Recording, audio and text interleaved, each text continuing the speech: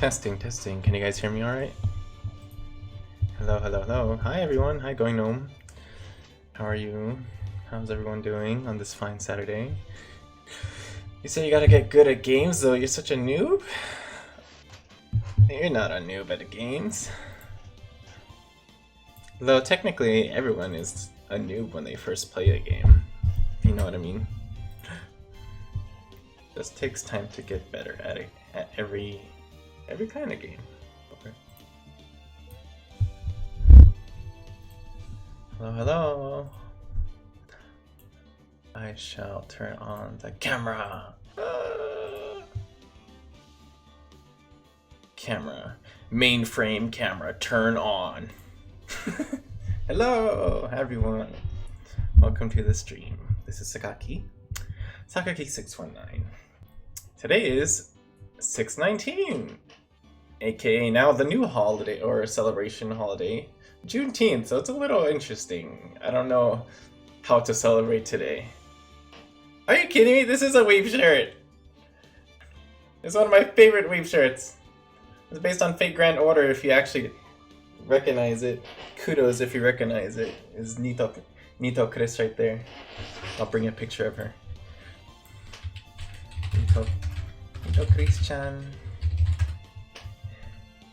Anyways, so today, yeah, is 6/19, which is kind of what my username has. Although that's not the reason why. Hi Kyrie, how are you? Hi Kyrie. How are you doing? It's not a jersey, it's a shirt. It's a very fancy shirt. This is like extremely good quality. One day, the first day that I got it though, I slightly stained a little, like little bit of it. I was like so freaked out. I was like, no! It's like one of my favorite shirts. So I wiped it really, really, really, really hard. Let me bring up a picture of this, of the character that this is based on.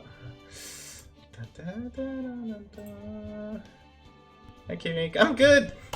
Happy to finally be able to stream, and I've taken care of a lot of chores, so you know, so I can finally like stream in peace and have a good day. See, this is Nito Chris. That's you can see somewhere there, maybe. See, that's her ear thing. Wow, just a little bit. I'm just kidding. Are you gonna stream soon, Vitamin K? Okay, I shall raid you after my stream. Who knows how long my stream will be, but I will try to raid you this time. Also, if you want to watch both me and Vitamin K at the same time, you can use this really cool website, which I use often. It's a multi-Twitch TV. So what you do is you type my name, my username, and then his username. Actually, I mean, I was thinking we could do the Soul Link collab, but we still need a lot of time to plan that. So I selected it on every single thing. I selected it on OBS. I selected it on Twitch. There's two things on Twitch that you select, like the stupid. There's a side part of the dashboard, and there's even like the. Like where you do edit stream info. I did all freaking three of them and it still didn't change it. What is this? Ah! I am subarashi frustrated. This is pain. Now that meme is in my head. Thanks, Vitamin K. I hate you.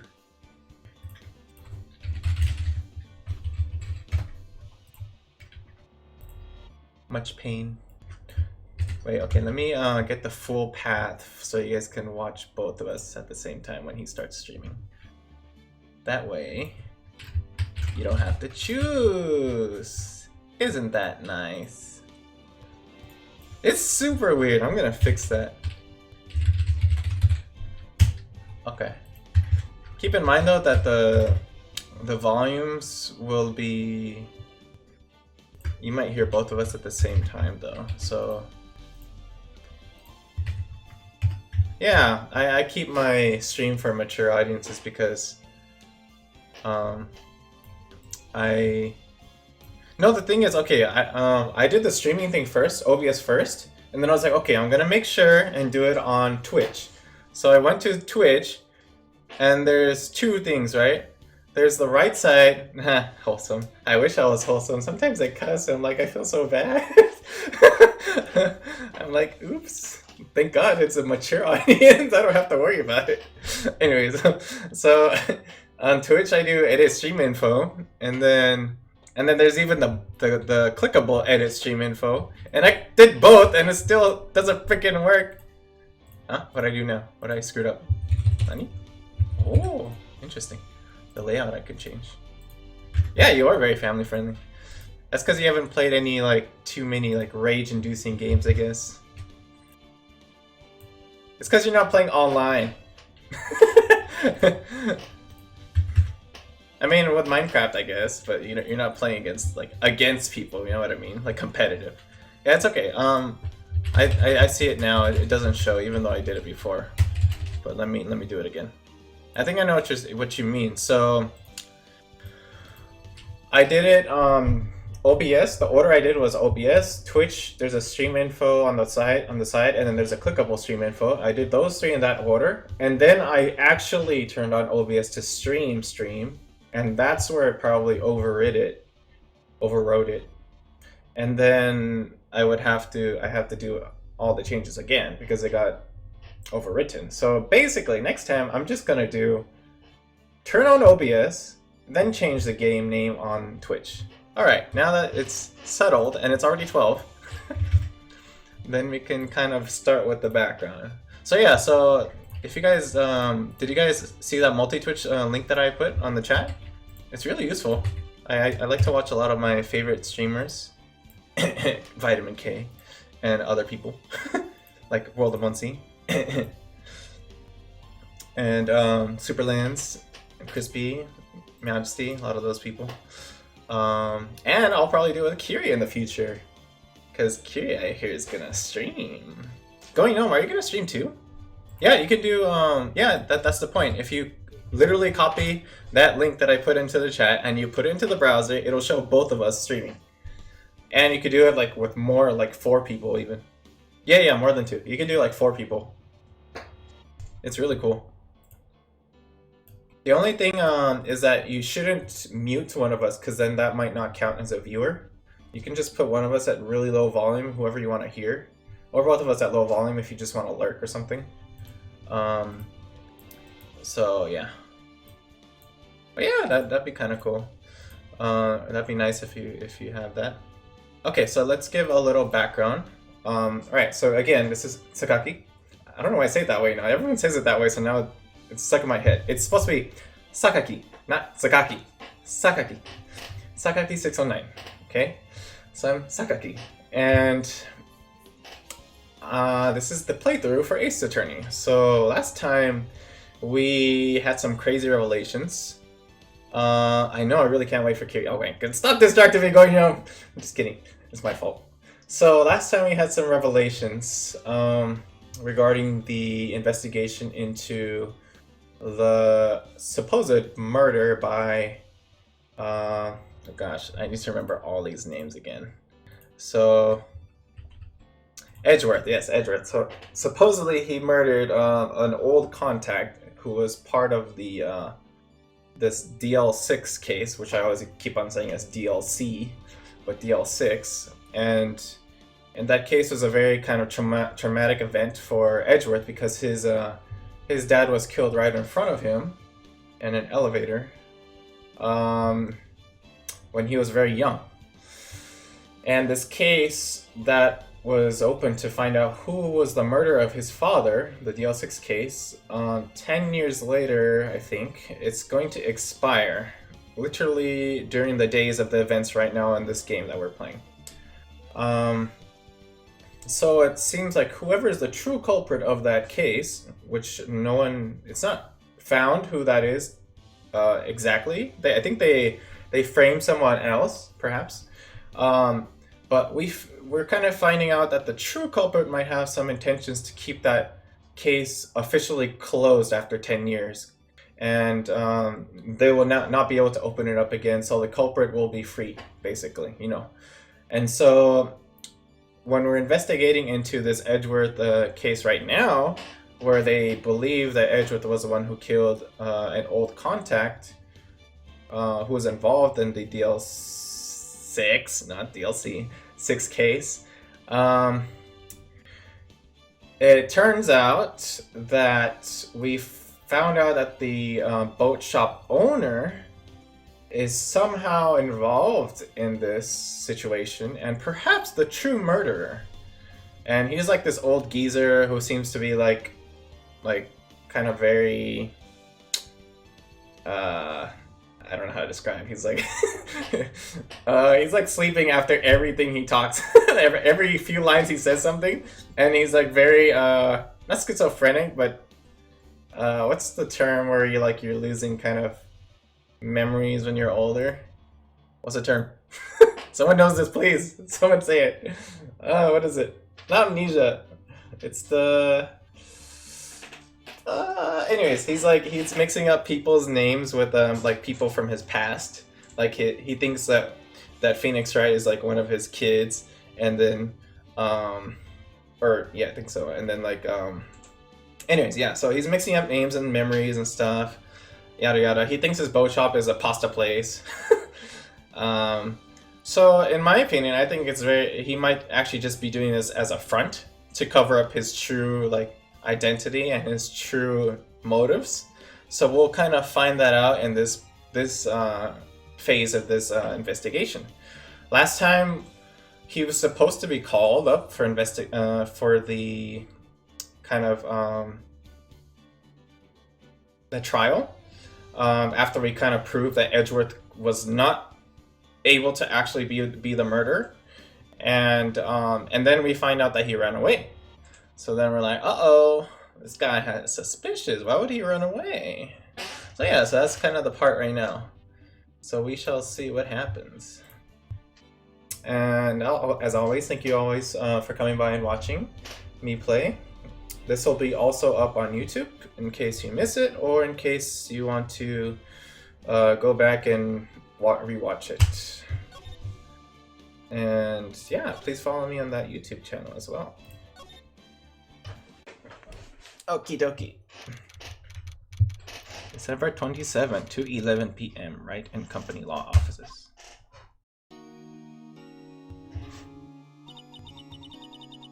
Okay, wait.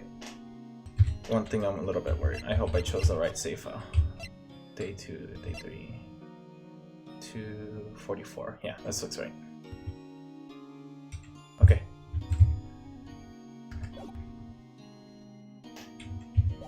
Okay. Whew. What was Mr. Edgeworth talking about? A memory of a crime that I committed. A memory of murder. Oh. Do you really think Mr. Edgeworth killed? I don't believe it. Not Edgeworth. Some painful memory has been troubling him recently. But he never takes someone's life. Never! Nick. Freaking Larry Butts. Yo, how's everyone doing? What do you think of my performance today? I had him swooning in the aisles. Huh, Maya? I like how he specifically refers to Maya. Swooning? Me? Oh, yes. I do remember feeling pain. Right on. Tell me the truth. It was like love at first sight, right? Right, Nick? What the No? Huh? Me? Well, maybe my heart skipped a beat or two. Doki doki. What? I think you can do better than that. Come on. I saved Edgeworth and their dude. Edgy. You guys should be bowing before me. Yeah, bow before your hero. No, I don't want to bow. Okay, I have to remember the stupid keys for this. I just need the mouse. Present! Woohoo! Oh, it's hot out there. Hot! I'm glad someone's happy about this case is going. He seems too happy to care about anything I show him. Oh, okay, so I guess nothing will work. Larry, you really helped out in the trial today. You did! If you weren't there, Larry, I'm sure Mr. Edgeworth would have been found guilty. Wow, okay, that was fast. I didn't even click there. But seriously, Nick. That boat shop caretaker guy is pretty suspicious. Oh, he's so serious. But Edgy ain't off the hook yet. Way to spoil the mood, Larry. Hey, I'm just a guy sitting in the audience, you know. What? You're actually involved. But from where I was sitting, Edgy seemed pretty edgy. I mean, can you really know he's telling the truth about that night? Nick? I don't know. But what I do know is I'm going to believe in you two until the end. Aw. Us two? Edgeworth and who else? You mean me, right? Nah, he means me, right, Nick? Yeah, you, Larry. Oh. Oh, not me. But why you, Larry? Oof. Huh? Actually, yeah. Why me, Nick? Lols. Enough with the silent treatment. I'm pretty sure he meant her and him. Nick, why do you trust Mr. Edgeworth so much? I mean, he's changed recently, true. But when we first met him, he was kind of a jerk, don't you think? You didn't know him back then. Ooh, back when he wanted to become a defense attorney. Wait, was that when you two were classmates? Yeah, in grade school. They saved me, Miles, and Larry. They saved me and I'll never forget about it. Ooh, this sounds like pretty deep. That's why I became a defense attorney, you know. Ooh, dang, the connections. Nani? Hey, Larry, what's he talking about? Sorry, I kind of forgot. Okay, Nick, out with it. I'm going to hear the story today and that's final. Okay. It's kind of a long story, so hang in there. It was the very end of 3rd grade. I was on trial, a class trial. Danganronpa! Do. Class trial? You remember, Larry? Spring, end of 3rd grade? Kid in our class got his lunch money stolen. Lunch money? Our school is really small. Every month kids would bring in an envelope with money for lunch from home. Huh, I see. Anyway, this kid's envelope disappeared. With $38 still inside. What the frick? What kind of kid has like 38 bucks in grade school? I'm so confused. Oh, yeah, now that you mention it, I do remember that. I can see why you'd forget, though. You were out of school that day. Sus. Anyway, the envelope had been stolen during PE class. I was coming down with a cold, so I'd skipped PE that day. I was the only one not in class. So, they thought you did it? Yeah. Wait, but he was also not there too. Oh, okay, but he was there during the day, but he was not in the class. Yeah, the kids in class said I should be put on trial. Jeez! Ferocious. Danganronpa grade school version. So the next day we held a classroom trial with me as a defendant. Aw. I didn't do it. Jeez, the teacher's involved too. Guilty, he did it. Guilty, it was you. Thief, give the money back. You're such a meanie.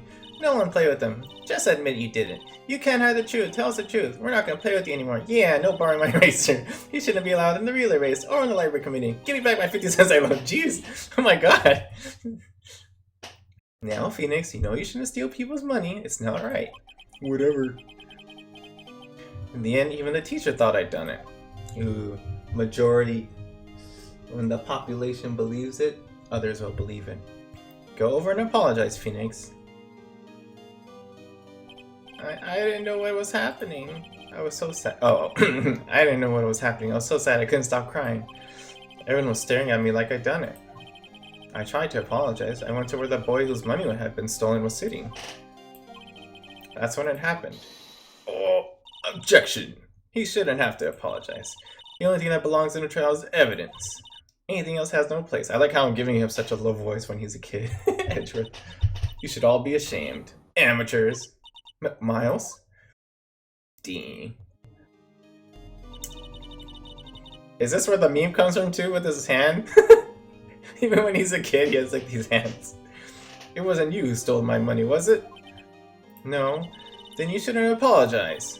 Everyone's been shouting you did it, but no one has any proof. That is why, Your Honor. This boy is innocent, Your Honor. But Miles, it was your money that was stolen. Yeah, he did it. He's the one. We don't need proof. Make him say sorry. Why don't y'all just shut up? Dang. Oh! Wait, I thought he wasn't there. I was so good. Okay, he wasn't there when the money was actually stolen, I guess. This is always how it is. Everybody ganging up, picking up on one person. Just think how he feels. He said he didn't do it, so he didn't do it. That might not work in the trial. Very well. I'll replace the money myself. Aw. Yeah, well now you're nice, but before you're about to like freaking punish this kid who didn't actually do it. This class trial is over. That's how it happened. After that, the three of us were the best of friends. Wow, I had no idea.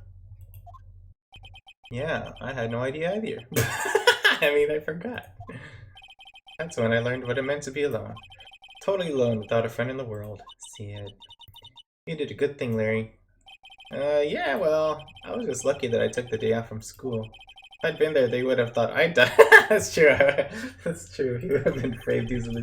So I took it kind of personally. See, when something smells, it's usually the butts. Aw, poor guy. Anyway, Edgeworth and I talked after that class trial. That's when I heard his father was a defense attorney. I remember his eyes would shine when he talked about his father. This is probably before his father's death, and I'm going to become a defense attorney just like my father. A famous defense attorney.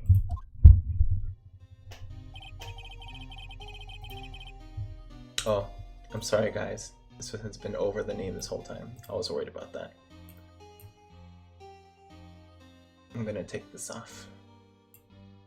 There we go. Forgive me? Then, a few months later, he suddenly transferred into another school. The DLC incident. Right, I'm not sure, but the transfer probably had to do with his father's death. That's so sad. It was several years later when I heard Edgeworth's name again. There was an article about him in the newspaper. The headline was something like Dark Suspicions of a Demon Attorney. Jeez.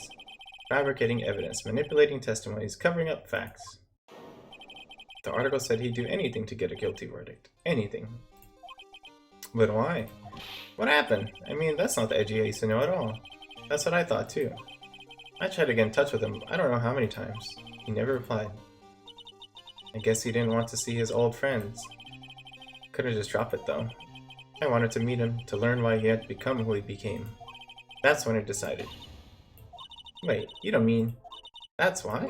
That's why you became a defense attorney? To meet Edgeworth? Aw. True Rose.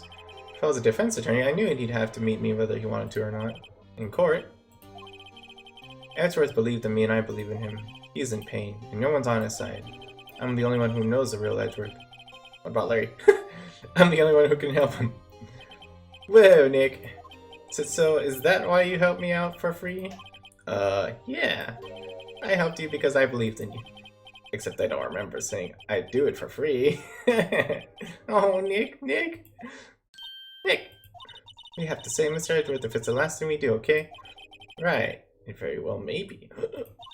First, there's that rental boat shop caretaker. We need to find out who or what he is. I'd settle for who. I guess I can clean out some of this evidence I no longer need.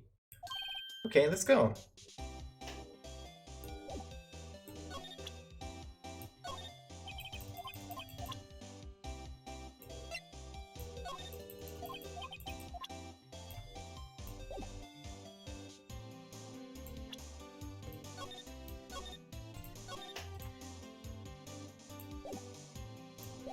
Let's see.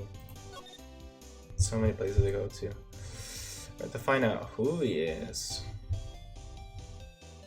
I'm guessing we'll find out a lot of information from the parrot. Maybe the police has some leads. I guess we have to talk to Edgeworth as well. Which one first? I want to talk to Polly first. December 27, Gourd Lake Park entrance. Oh, okay. Hey pal, no, long time no see. Oh, Detective Gumshoe. Close one today. Oh, close one today. I got so worked up I snapped my tie in half. How do you snap your tie in half? Sorry about that. No problem, pal. Thanks to you, we now know who really did it. You mean the boat shop caretaker? Look, I'll make you a promise. I'll have that scoundrel in my custody by trial time tomorrow. Come what may. It's my duties to you as a police officer. Now, I'm off to catch me a criminal. Dang. Determined. Detective Gumshoe sure is active today. Oh, one other thing. No one can go into the woods today. Oh, great. The woods? Why? Were Lotto's camping? Sus. The woods are off limits to camping, and apparently the park ranger found out. He got pretty mad. No one can go in for a while. I guess Lana's in a lot of trouble. Anyway, I'll be seeing you tomorrow. Okay, thanks, bro.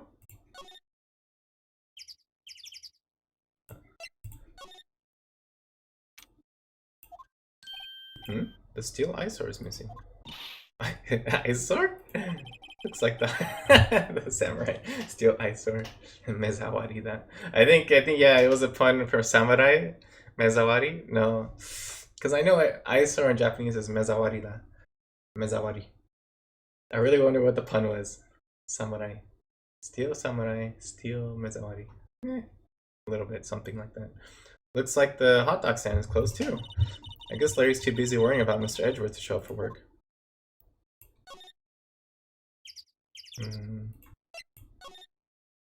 Here we go. That old caretaker got away. Yep.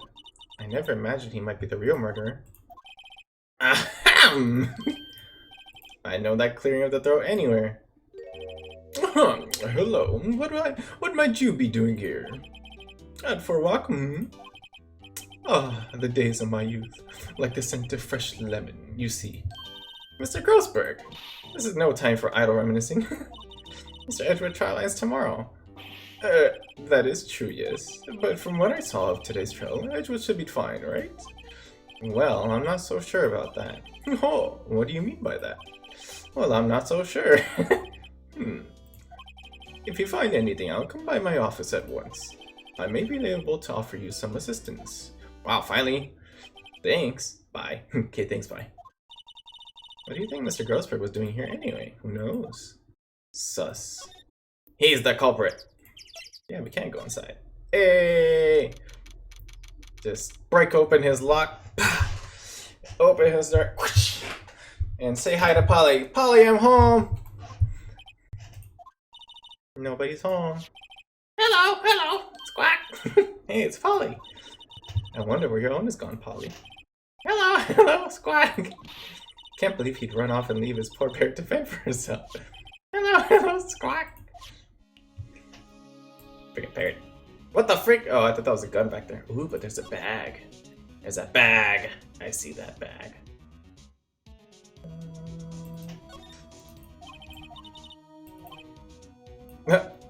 Yes, sure, it could be a lie. Or it could have been pretending to be like kind of like screwed up in memory. Yeah, but this is kind of interesting. This fish is not actually like lake fish. It's like sea fish. Oh, these are small fish apparently.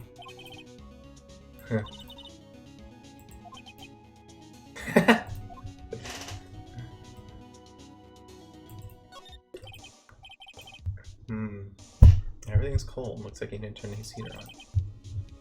Interesting. It's completely left. I bet he's in the woods. That reminds me, Nick.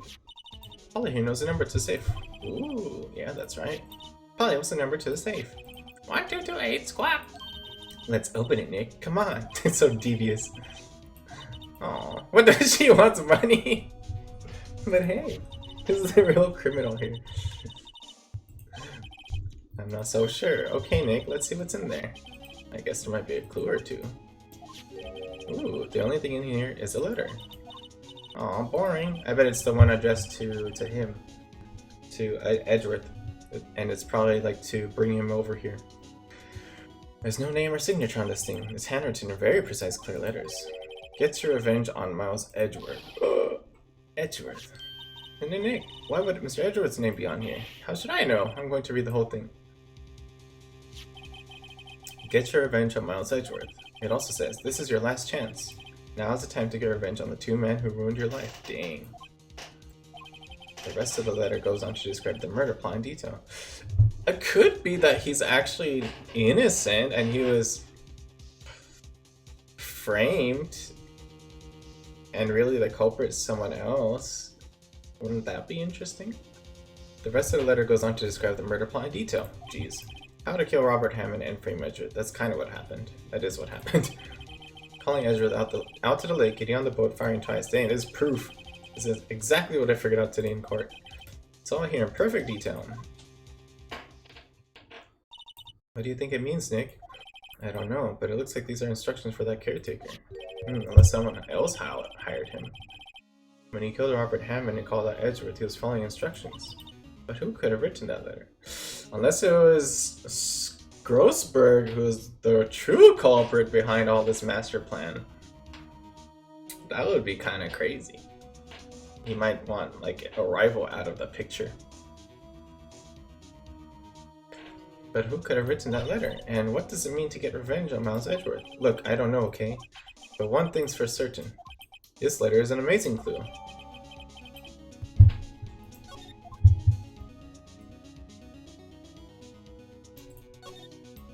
Ah! Is it still samurai? What's wrong? Huh? Oh. Never mind. What? Tell me. Just when I saw the TV, I remembered. They're showing a Pink Princess special this week. Oh. See? That's why I didn't want to tell you. I wonder why the caretaker didn't take the letter with him. He left in a hurry, right? I don't think he even came back here after the trial. Sus. Yeah, a fishing pole looks expensive. Maybe we should bring it to Detective Gumshoe. Don't you think the caretaker would mind? Well, we can just leave him the metal detector in exchange. Maybe we better not. Maybe I should take care of Polly, Nick. Probably shouldn't just kidnap her. The police know about her anyway. I'm sure they'll do something. Well, okay. Sorry, Polly. He says I can't take you. Great, now the bird's going to hate me. Okay, interesting. I mean, that was probably the most important thing that we found. Let's look at the court record for it.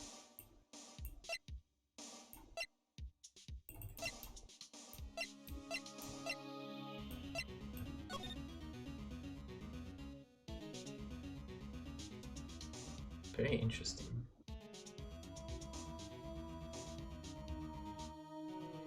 Oh, I just noticed a bullet was through the window. Jeez.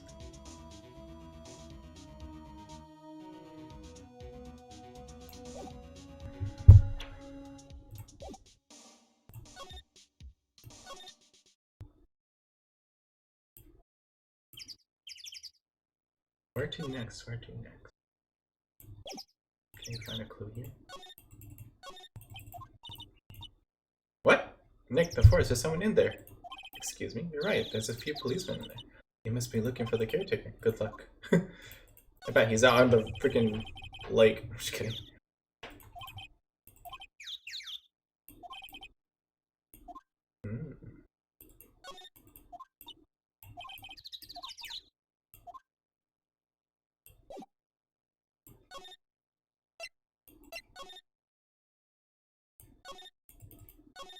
Look for clues, look for clues.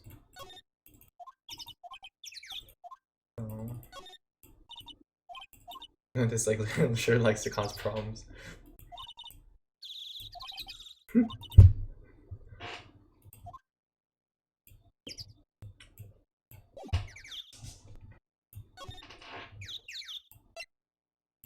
Wait, wrong way.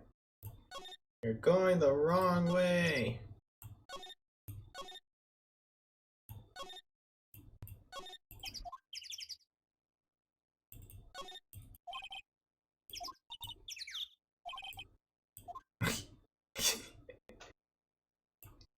Okay, let's go to the police office, perhaps. And then we're gonna see if we can talk to Grossberg later.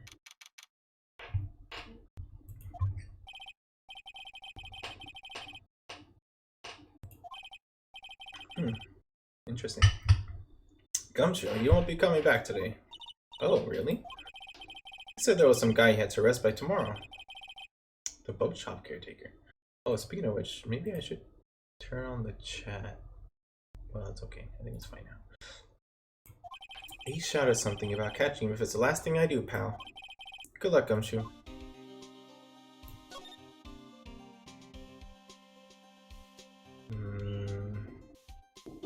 Guess we need to talk to Edgeworth. Yeah, probably Edgeworth. You look as grim as always. Mr. Edgeworth, I heard the story about the class trial. Class trial? What do you mean? Oh, yeah, it's possible he could have forgotten about it because he had that trauma, that's true. You don't remember? No, I don't. Your lunch money was stolen, wasn't it, in 3rd grade? Lunch money? Oh, right, yes, I seem to remember something like that. Nick, I think you're the only one who really remembers. Well, it probably only really mattered to me anyway. Aw. Mr. Edgeworth, didn't you know? That trial was the reason Nick became a defense attorney. Aw, freaking my... No. Ridiculous. Gee, thanks. That said, it does sound like the kind of thing you do. Aw. You haven't changed a bit, have you, right? So simple.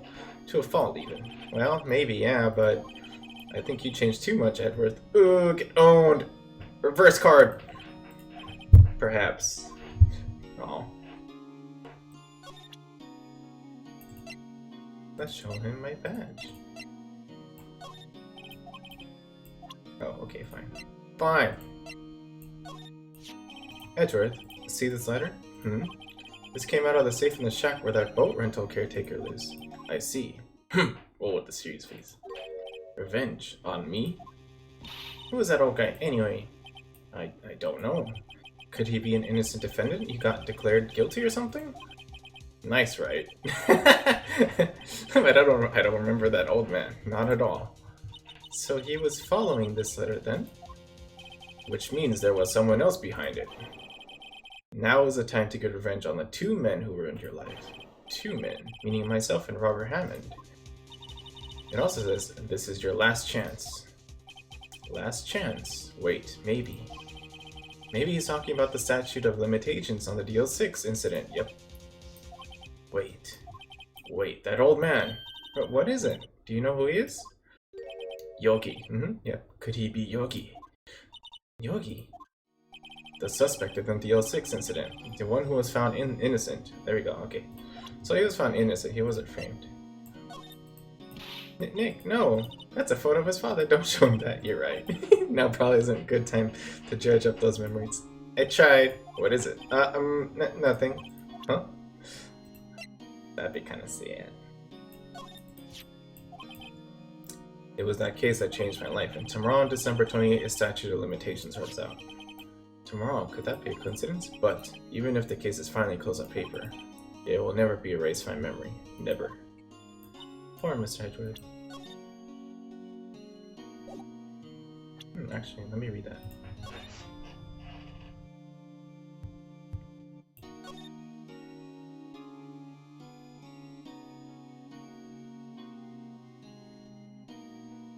Is it 10 years ago?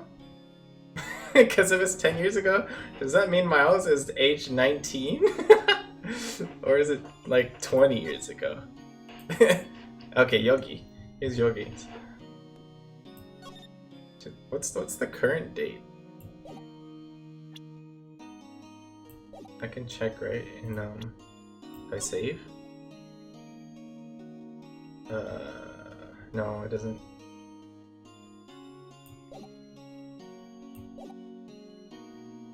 What's the current date in this game? Oh, I can see on this.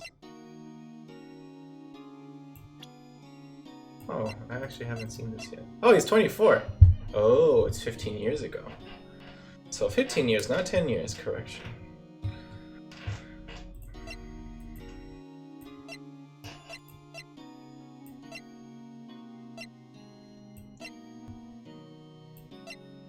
There's a father. Okay, there, 15 years ago. Often the cause of trouble.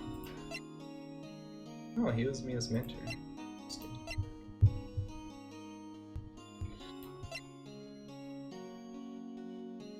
Yeah. So he was the guy who was able to prove that Yogi was innocent, but ironically, Yogi wants revenge on him? Weird. He wants revenge on both of them? And she disappeared after the incident.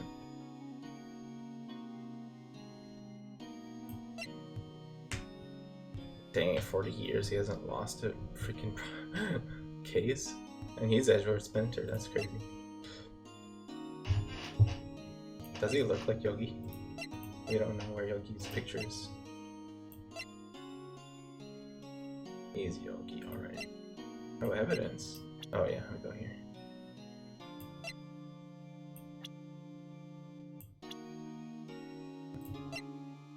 Okay, so 15 years ago is actually. Hey Edgeworth, why did you become a prosecutor anyway? You used to look up to your dad. You said you wanted to be defense attorney, right? I couldn't let myself deny reality like you. What do you mean? My father was taken from me, and you want me to defend criminals? I'm sorry, right, but I'm not that good of a person. One suspect was apprehended in your father's murder, right? Yes, the man trapped in the elevator with my father. His name was Yan Yogi. He had to be the shooter. Anyway, you look at it. I don't know about that. If you check that picture, it doesn't look like it. Oh, actually, yeah, the picture.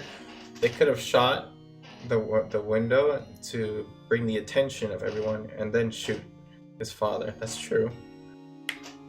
I think that's what happened. He had to be the shooter. Or someone else could have done that. Someone else could have shot there. Well, there's too many unknowns in this. He had to be the shooter. Anyway, you look at it. Yet, he was found innocent. That defense attorney got him off the hook. That would be Robert Hammond. On that day, 15 years ago, the three of us were trapped in that elevator for 5 hours. When we were rescued, we all suffered oxygen deprivation. I had lost all memory of the murder. Lost your memory? Even now, I can't recall what happened in that elevator. That was the crux of Yogi's attorney's argument in court. He claimed Yan Yogi had been not of sound mind due to the oxygen deprivation. Yogi was released due to a lack of evidence, innocent. That's when I changed my mind. I started to hate defense attorneys. What's your relationship with Mflon Karma? He's my teacher, and a man who deserves respect. I learned everything I know of courtroom techniques from him. So he's like my sister was to you, Nick. He's a perfectionist in all things. In court, in his personal life. He's obsessed with doing everything perfectly. Perfectly, huh? In all the cases he has taken on, none were left unsolved. And not one suspect was declared innocent, ever. But that's... I know. It's possible some of the suspects were indeed innocent. However, it is impossible for us to accurately determine that in every case. All Mflon Karma does is his job, to find the suspect guilty perfectly. In any case, it's nigh well impossible to find a weakness in him. Should a weakness appear, he would do everything in his power to make it go away. Edgeworth, if what you're saying is true, you're headed for a guilty sentence tomorrow. He's right. Now's no time to praise the enemy, Mr. Edgeworth. It's a strange situation in which I find myself, I'll admit. No kidding. Yan Yogi was a court bailiff at the time. Oh, court bailiff. We just happened to be in that elevator together 15 years ago.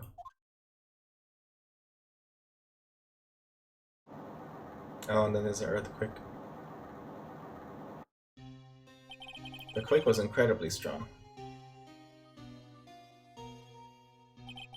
Before I knew it, everything was dark. We were there for so long it felt like forever. The air thinned and the darkness closed in on us in that little box. We became unsettled. Yeah, anyone would go crazy in that situation. Help! I can't breathe! Quiet! I said quiet! You're not making this any easier. I want to get out! Help! Get us out! Don't shout, you'll just use up more oxygen.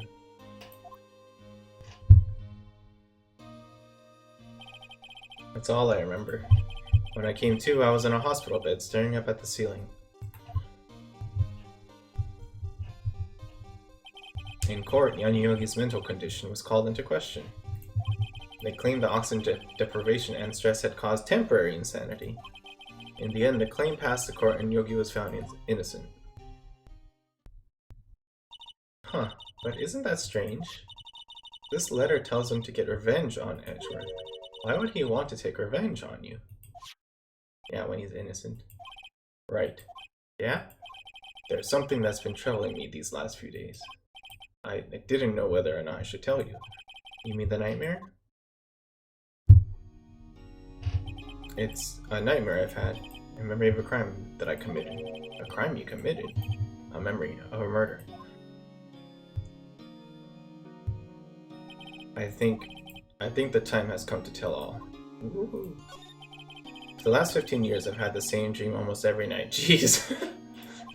I wake up in a fearful sweat every time. What kind of dream? It's a dream about my father's killing in the dark. Ooh. Yikes. Can't help, I can't breathe. So he does. Or it's a nightmare, but it's not. He doesn't think of it as an actual memory.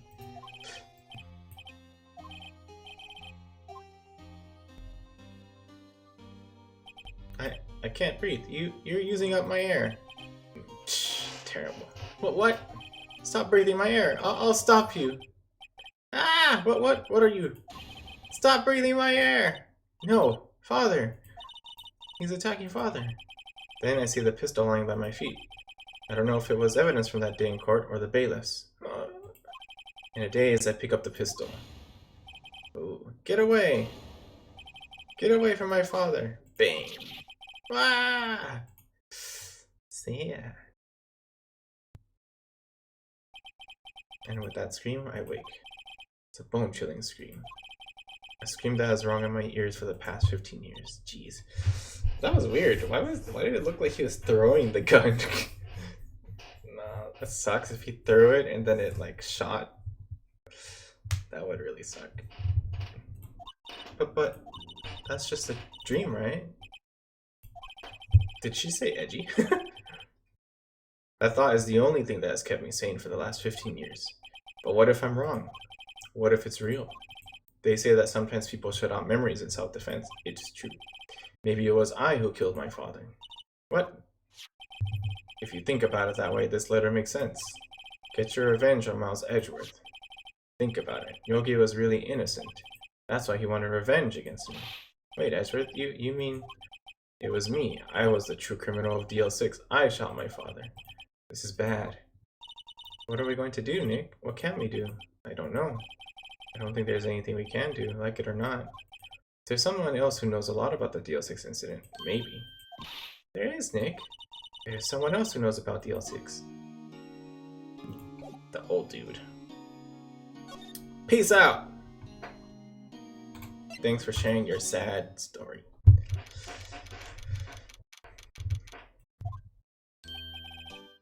We're edgy. Mr. Grossberg. Ah, hello there. What's wrong? You look troubled. No kidding. I can't believe you're not. my. Just calm down and tell me what's happened. It's Mr. Edgeworth. He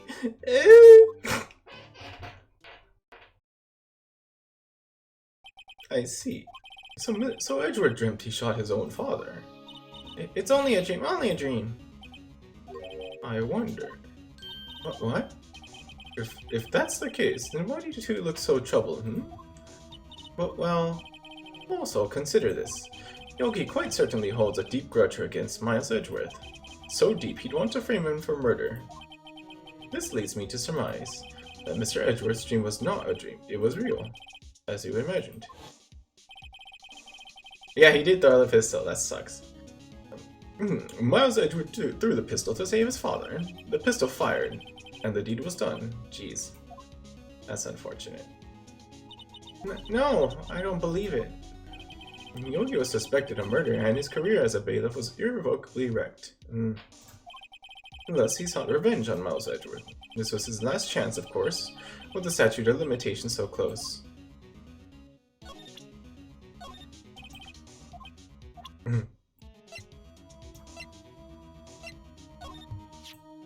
Gregory Edgeworth. He was a gifted man. His death was truly a loss. I wonder what would have become of Von Karma were he alive. Interesting, Von Karma. Oh, so this is the letter. It does seem that Yoki was following this letter when he killed Hammond. But why kill Robert Hammond? Hammond was a skilled defense attorney. But he defended clients not for their sake, but for his own. Huh? His own sake? He never trusted his clients, not that one. The only thing he trusted was his own ability. But he got his client found innocent, so why should it matter? Actually, my dear, it's quite different. He won that innocent verdict for no one but himself. Yogi was a free man, but socially he was ruined. Ooh, you'll understand soon enough. Wait, what is it? This letter. I've seen this handwriting somewhere before, a long time ago. Whose handwriting was this? Do you have any idea who wrote this? Dang it. If it was Von Karma, dude, that'd be crazy if he set this up. I think it's Von Karma. It can't be either Biles or Yogi. Unless Yogi wrote it to remind himself in the future. I think it's Von Karma setting this all up. The true culprit.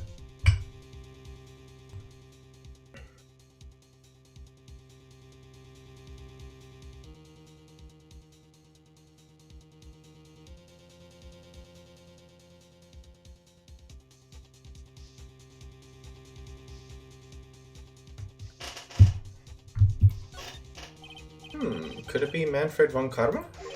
Von Karma? Why would he have something to do with this? Well, I'm not sure. Von Karma, Von Karma. But wait, you're right, my boy. This is Von Karma's handwriting, I'm sure of it.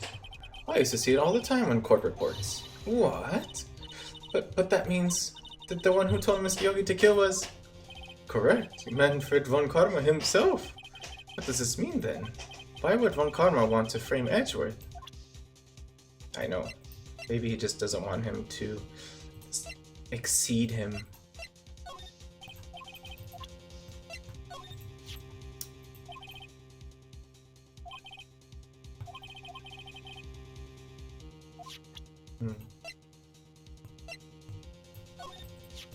Ah, she was a beautiful woman. I'm truly sorry about what I did. Aw.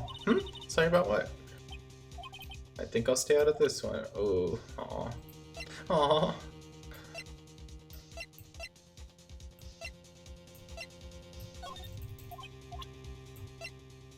Don't think anything else. I think we saw this one. Holy go. Okay, let's talk. Talk to me! What do you know about Edgeworth's father? He was a defense attorney without peer. It sounds trite, but it's true. Well, he may have had one peer now that I think about it. Your mentor, Mia Fey. My sister. Gregory Edgeworth was very disapproving of Mr. Von Karma's techniques. It's just crazy how Mia was, died. It's so crazy. That's no surprise. Von Karma is an extreme man. Forged testimonies and evidence are nothing to him. The result, he has a perfect win record in court. To beat him, Gregory Edgeworth tried to call attention to his methods. And? He lost. And died in despair, as it were. Geez, I see. When Gregory Edgeworth was killed, the police called on a spirit medium. That was your mother, Misty Fey. Me and my Misty.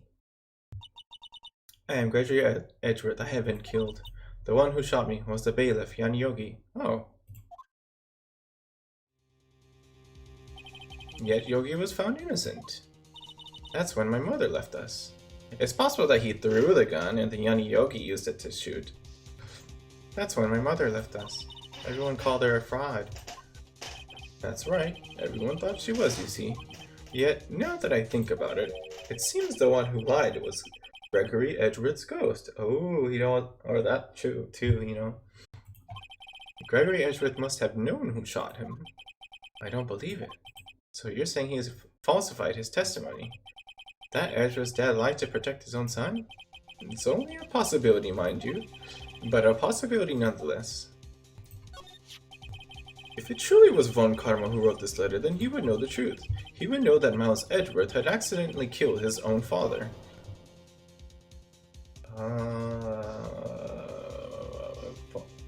True. He'll say as much tomorrow in court, I should think. He'll press the point until the court finds Miles Edgeworth guilty. Oh no. But how could Von Karma know about Mr. Edgeworth's past? Even Mr. Edgeworth thought it was just a nightmare. That I do not know. Yet I do know that Von Karma is both persistent and a perfectionist. He may be seeking to satisfy a grudge against Gregory Edgeworth by hurting his son. What do you mean? It was 15 years ago. Von Karma met Gregory Edgeworth in court, and Von Karma did win, but he didn't make it through the trial unscarred. What happened in the trial between Edgeworth's dad and Von Karma? Von Karma got the guilty verdict he wanted. He won the trial, but Gregory Edgeworth accused Von Karma of faulty evidence. And though he lost the trial, Mr. Edgeworth's accusation stood. Ooh, faulty evidence. It was the only penalty Von Karma has ever received in his career as a prosecutor. Gregory Edgeworth dealt a blow to his perfect trial record. Wow. It must have been quite a shock for Von Karma. He took a vacation for several months after that, you see. Planning out future murder 15 years later. A vacation? Yes, an unusual event for the man. That was the first and the last vacation he's taken in his many years of prosecuting. Really? He doesn't take vacations? Like, go to the sea or, to the mountains? Don't tell me he's never been to Europe. You have strange ideas about vacations, Maya. In any case, that was the only time he took a vacation from work. I believe the penalty upset him quite a lot. Odd, if he wanted to keep a perfect record so badly. Why would he take such a long vacation? What did we do, Nick? Von Karma is going to bring up DL6. You can bet on it. What if Mr. Edgeworth pleads guilty to DL6? I won't let him. Yes, Mr. Wright. I hate to see this, but even accidental murder is murder, you know. I know that. I just believe in Edgeworth's innocence. I can't believe he'd kill someone. But Nick, Mr. Edgeworth admits it himself. His father must have liked to protect him from beyond the grave. I don't care. I know he's not guilty. Mr. Wright, if you say so, I suppose I could go check again. The police files might hold something of interest. Mr. Ghostberg, thank you. I can't promise anything. In fact, I think the chances of finding something are slim. I understand. Placement shows.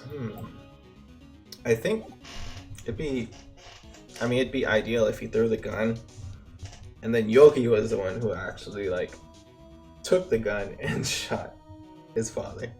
Then it would prove that he is guilty, and that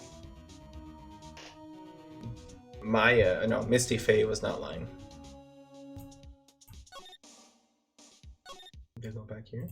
1 day left, Nick. Yeah, I know. Well, no time to waste. Let's get going. What do you think we should do now, Maya? You would know best, Nick. Just do what you do. That should work. I think I know what to do. Yeah, the police. Let's go to the police. I just want to see what she says down.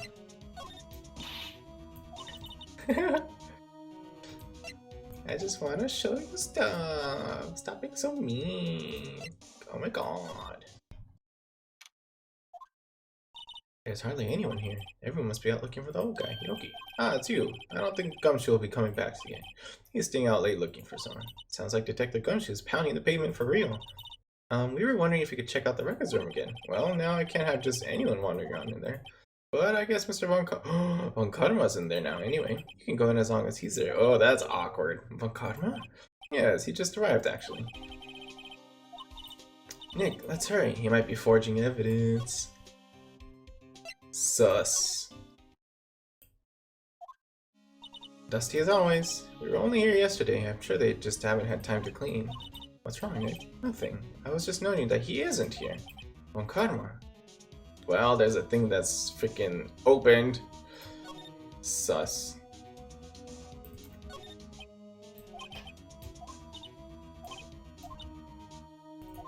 Aw, her sister's case.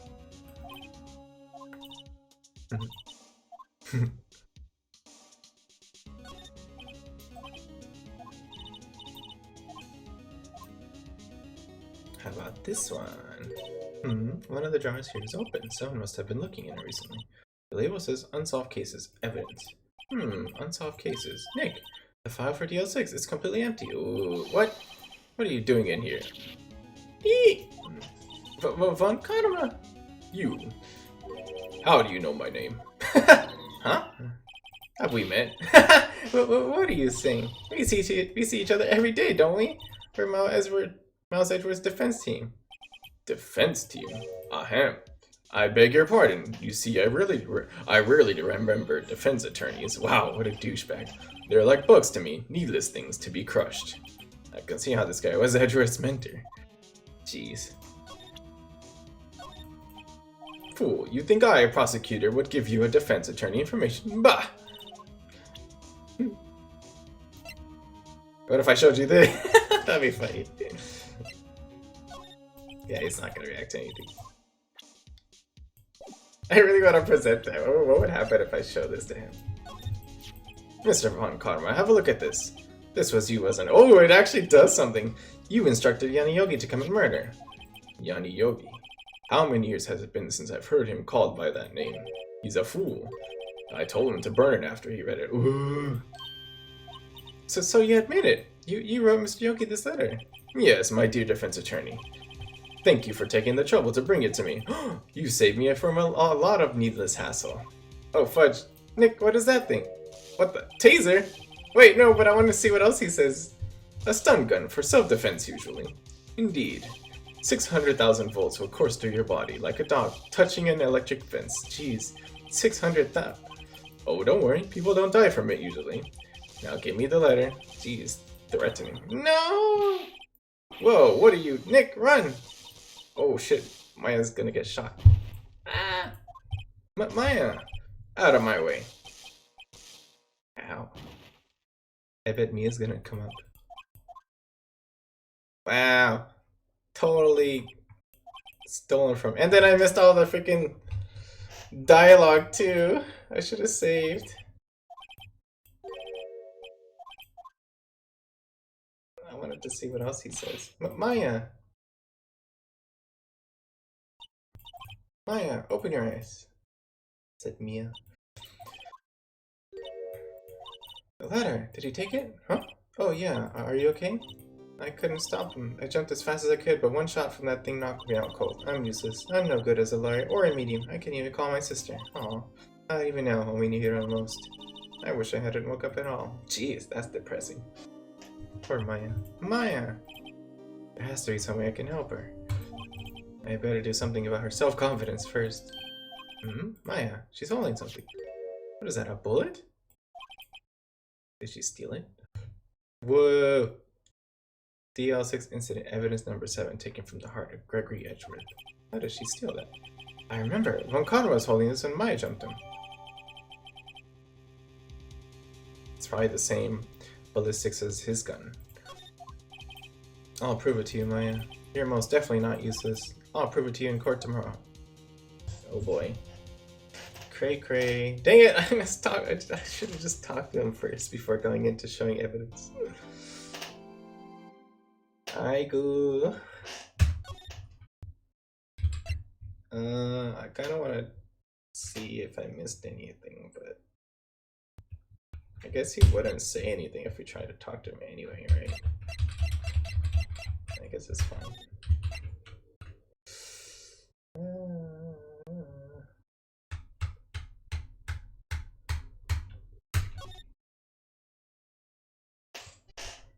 Crazy.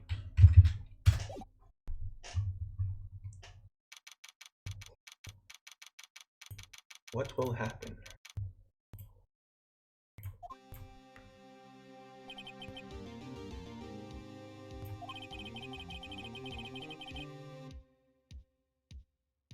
Indeed. Things will definitely get settled. What the? Oh. Sorry, Nick. I only touched your shoulder. I guess the shock hasn't worn off from my run-in with the stun gun yesterday. Is she channeling the electricity? Maybe she'll be able to bring my, Mia. Anyhow, today's the last day of the trial. Good luck, Nick. Yeah, thanks, Maya. Edgeworth is looking glum as always. I hope Von Karma doesn't push him too hard. Whoa! What are you doing? Sorry, I'm sorry. I just thought I'd cheer you up with a pat on the back. Maya, maybe you should go outside and discharge? Right, good idea. Try not to electrocute anyone on your way out. She did. And again. Oh, it's him. What's gotten into that girl? Detective Gumshoe. Morning. Mr. Edgeworth? Good morning. Did he get him? How'd it go, Detective? Have no fears. Promise I've captured our runaway caretaker. Dang.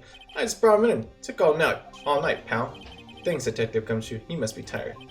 Actually, after that shock I got on the way in, I feel pretty good. Yogi says he's forgotten his own name. But that has to be a lie. Why would he want revenge on Edgeworth if he couldn't remember his past? He does remember, and I'm going to prove it. Oh boy, here we go. Crazy part. And before I die. Court is now in session for the trial of Miles Edgeworth. The defense is ready, Your Honor. The prosecution is ready. Alright, I know he's like, finally, he says something. Alright, very well. We have reached the final day of our proceedings in this trial. I ask that the prosecution submit decisive evidence. Understood. Okay, come on, don't be awed and sensed by every little thing he says. Very well, Mr. Von Karma, you're opening a statement. Right. Thanks to Detective Gumshoe's efforts, the boat rental shop caretaker has been arrested. In yesterday's trial, the defense asserted that the caretaker was the murderer. However, the caretaker has yet to confirm this. I would like to ask the defense to cross-examine him as much as necessary. Wow. So willing. Very well. Please bring the witness into the courtroom. Ladies and gentlemen of the court, I believe you all remember our witness. He lives in the boat rental shop on the lake from where he witnessed the incident. In addition, he has currently lost memory of his name and identity. Witness, why did you run away yesterday? The witness was not running away, as he will now testify. I see. Very well, please begin your testimony. Ooh. He was probably told to lie about this. Why I left court. I'm really sorry about just leaving yesterday like I did, but I wasn't running away or nothing. I went to buy some food from Polly, see? I figured I got nothing to do with this incident anyhow. I mean, I need one of those motive things, right? And I don't got one. So my testimony yesterday stands as is. So many errors. Very well. But he didn't come back home. Polly was like starving. He has to know his name. Yanni Yogi. You're Yanni Yogi, and I'm going to prove it.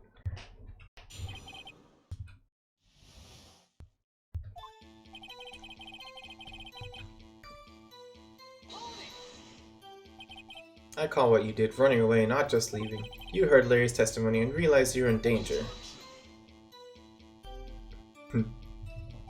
Now, Mr. Wright, there's no need to rush to conclusions. As I said, the witness was not running away. Listen to the testimony. He sure seems relaxed. In fact, they both do, Von Karma and Yanni Yogi.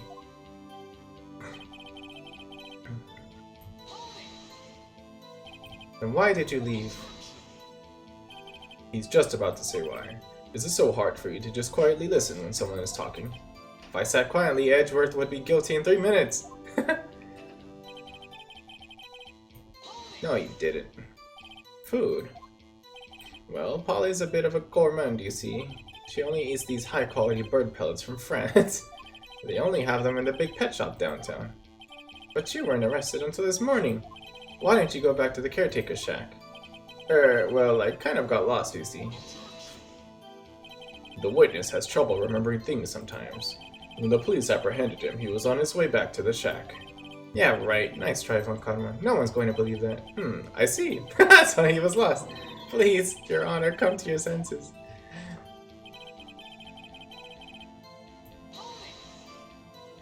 You've lost much of your memory, is that correct? Yep, seems like it. Then how could you know that you didn't have anything to do with this incident? Or maybe you're lying about not having your memory, You know exactly who you are. The witness has testified quite clearly that he has no memory of who he is. If you claim he's lying, then show the court proof. How am I supposed to prove what's going on in that old codger's head? That's impossible. I'm glad you've come to your senses, Mr. Wright. Very well, witness. Please continue.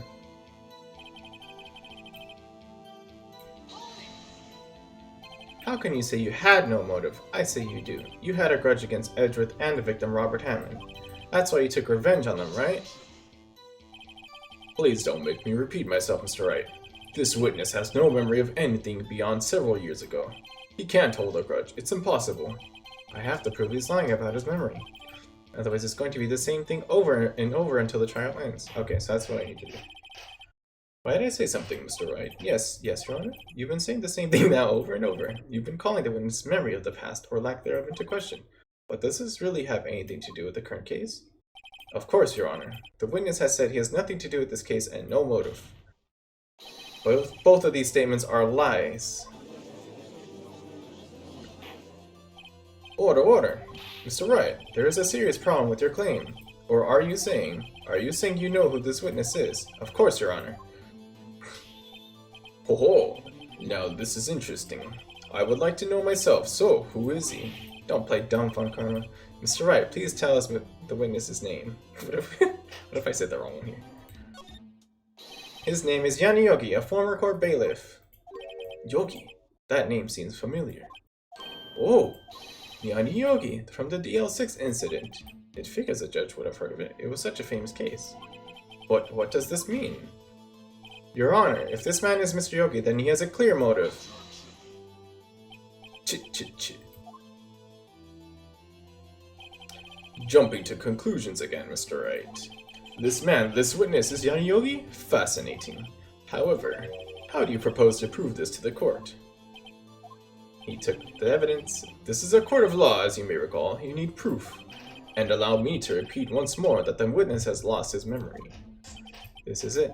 I have to do this now. If I can't prove he's Yogi right here, right now, then I've got nowhere else to go. How are you going to prove it? How can you prove that he's Yanni Yogi? It's okay. It's actually quite simple. Your Honor, please take this man's fingerprints. Ooh, then we'll compare them to the fingerprints on file for Yanni Yogi 15 years ago. Oh, but the evidence is gone. I see. That makes sense. I'm so very, very sorry, Mr. Wright. Why? The witness has no fingerprints. What?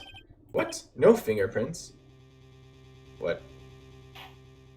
You see, before I worked as a caretaker, I worked at a chemical plant. I burned my fingers working with the stuff, yep. What? Does he remember working? What? Yogi, you burned your fingerprints off to hide your past? That's crazy. Well, if the witness has no fingerprints, I guess we will not be able to prove his identity. No! Well, what will he do, Mr. Wright? It seems that the case has been decided, no? No. I know what happened. I know everything. I just can't prove it. But no, I can't let it end like this. I can't lose. There has to be another way. There is no one who can testify as to who this witness is. No one. Nick, what are we going to do? I didn't even consider that he might have erased his fingerprints. What do I do? Well, Mr. Wright, perhaps you'd like to cross-examine his parrot for a little comic relief. That would actually be useful. Yeah, very funny. You're a sore winner, Von Karma. Wait a second. Cross-examine his parrot? What is it, Nick? No, you're not going to. Your Honor, the defense would like to take Mr. Von Karma up on his proposal. Take Mr. Von Karma up? On my proposal? Exactly, Your Honor. I would like to cross-examine the witness' pet parrot. Oh, snap. I had a feeling this would happen. This parrot will say anything we want it to if we say it right.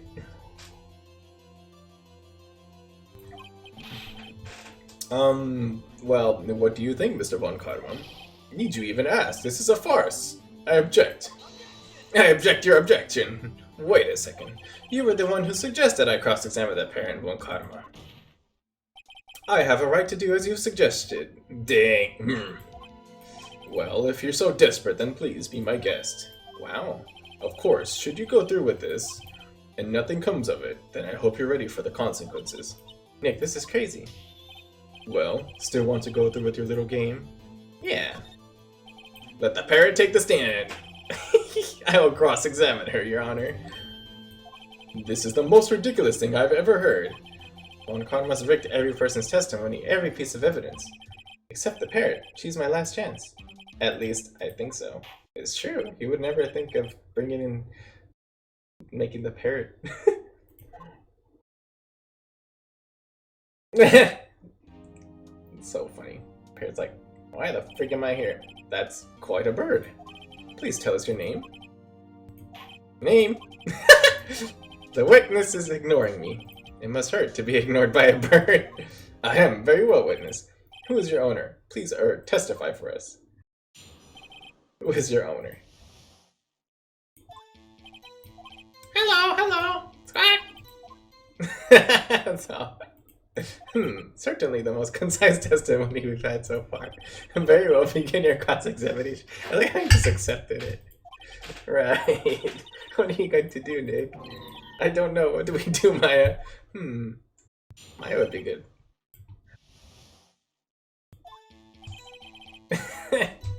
Can we press? Hold it! Can I how serious he was with his dip? Witness, you can't just say hello and expect us to get anywhere. I want you to testify. Maya, you talk with her. All right, what do I say? Yeah, Maya could do it. Polly, what's your name? Polly, squawk! Mr. Right. I think we've established that this parrot is named Polly. Does this have anything to do with their owner's identity? No. Well, I guess it won't. Please only ask questions pertaining to the matter at hand. Very well, witness. Continue your testimony. Well, I guess we should try to get some information out of her. We need to show the judge that her owner is Mr. Yogi.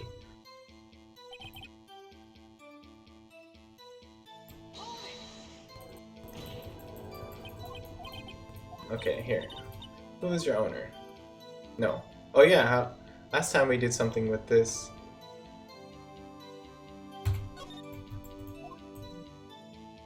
Don't forget DL6. Yeah. Polly, have you forgotten something?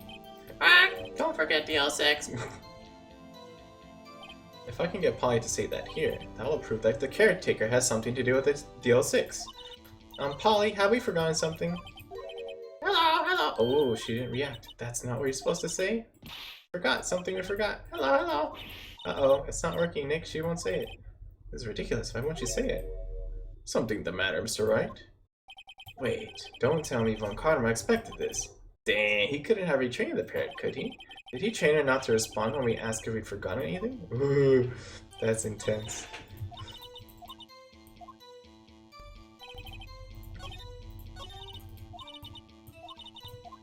I guess the last thing we could try is the other one then.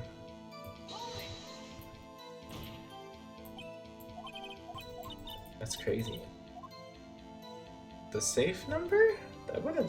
Or we can do Polly and then see what happens with the... that is related to the identity of Yanyogi.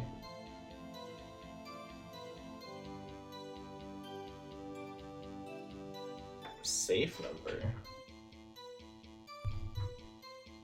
We might get like a minus here. Yeah.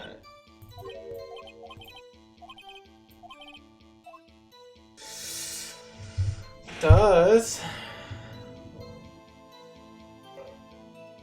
But we don't have that paper to prove it. We can say. Nope. Yeah, we don't have proof. We don't have the proof.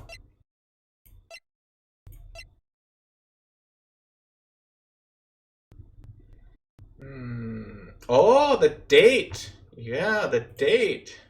1228, 1228. The DL6 incident. Wow. I'm dumb. Oh, crap! I didn't want to do that. It's the DL6 incident. Does it show the date? Yeah, 1228. Wow, that's so interesting. You had to kind of think about this on the fly. Let's try. The DL6 case file. What is this obsession you have with that case, Mr. Wright? Where in this... the date? Isn't it during the date? No. Save. Oh yeah, I should save before I start losing like crazy.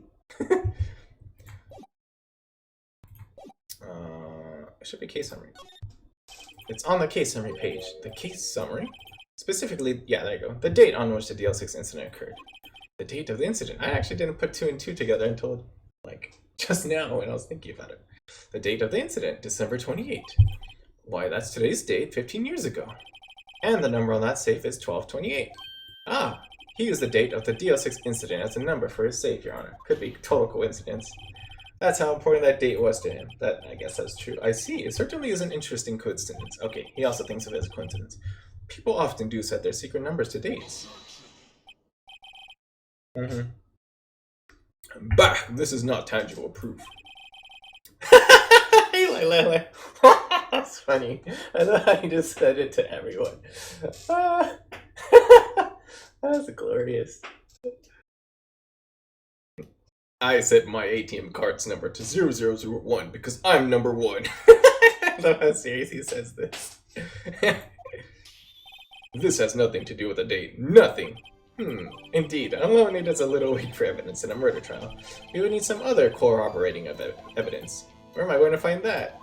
Nick, we're getting closer. One more. If we can just get one more piece of evidence. Polly? Does Polly have to do with it? The name? I guess it has to. If it has to be linked to the DL6 incident, what can we do? Or we can present evidence.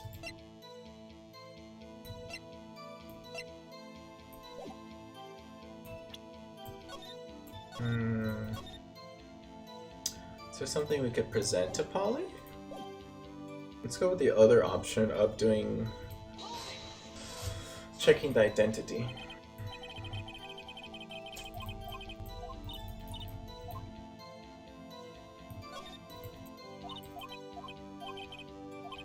Polly.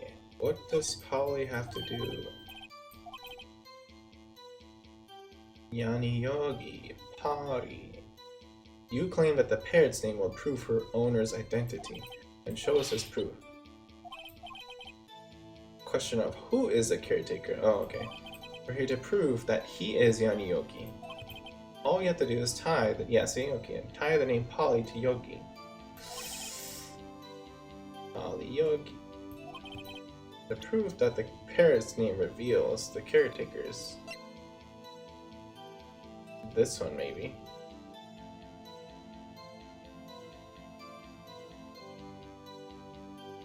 No. Polly. Tied to Yogi. Yogi. Polly. Yogi. Kyo? Kyo Polly? Yogi? Polygon? That's weird. Polly.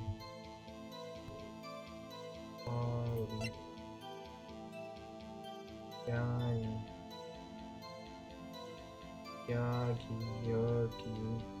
Yogi Polly. Yani Yogi Polly. Yani Yogi Polly. Polly Yani Yogi. Polly Yani Yogi. Yani Yogi Polly. How do we tie these names? All I know is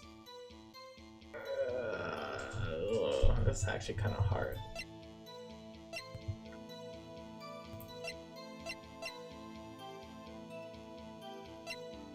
Poly could be like multiple shots, like, you know, poly means many.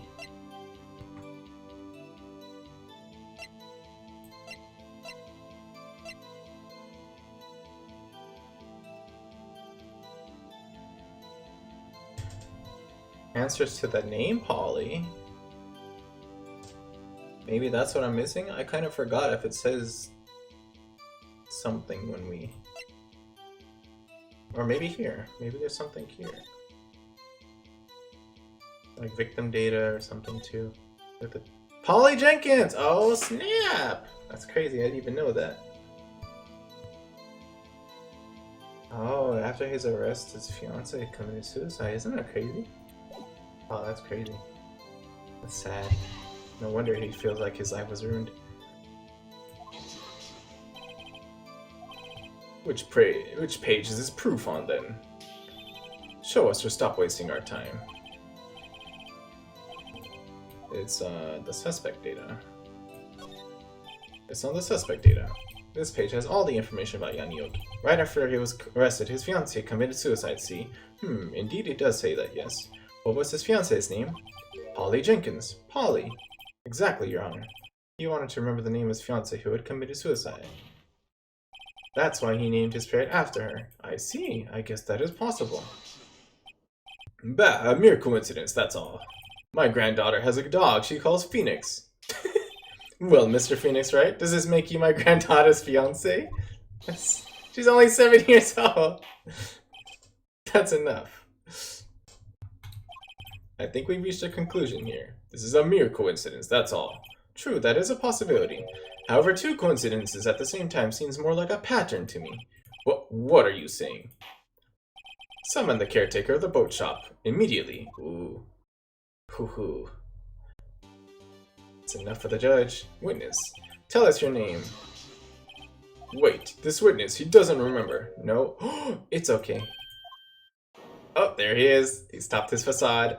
I've accomplished what I wanted to do. I'm done. Nick, he looks totally different. This is the real Yogi, I think. Finally. He's been acting feeble to hide his true identity.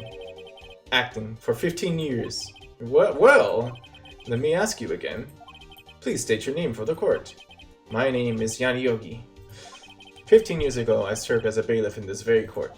Dang. Order, Yaniogi. So was it you who killed Robert Hammond? And tried to frame Miles Edgeworth for his death? Oh, he finally admitted. Yes, it was me. I did it.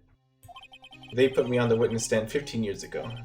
Robert Hammond, he said I was mentally unsound.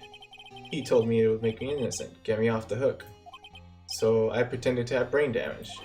I was innocent, really, but he didn't believe me. We won the trial, but I lost everything. I lost my job, my fiancé, my social standing. Then this year, 15 years later, a package arrived. It was a letter and a pistol. The plan was written out in careful detail. It was a plan for me to take my revenge on the people who ruined my life. I didn't care who had sent it. Ooh. I thought this was my chance after 15 years. This was it. Finally a chance to have my revenge on Robert Hammond and Miles Edgeworth. I have no regrets. But wait a moment. Revenge against Miles Edgeworth? What do you mean? I'm not at liberty to speak on that matter. Why don't you ask Mr. Edgeworth yourself?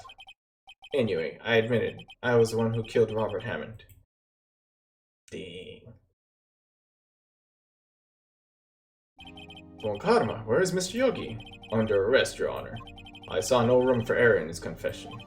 Then, the defendant, Miles Edgeworth, is innocent. In this case, at least. Very well. Will the defendant please take the stand? Look how passive he is. There are a few mysteries left unsolved. Still, you are cleared of suspicion for this particular case.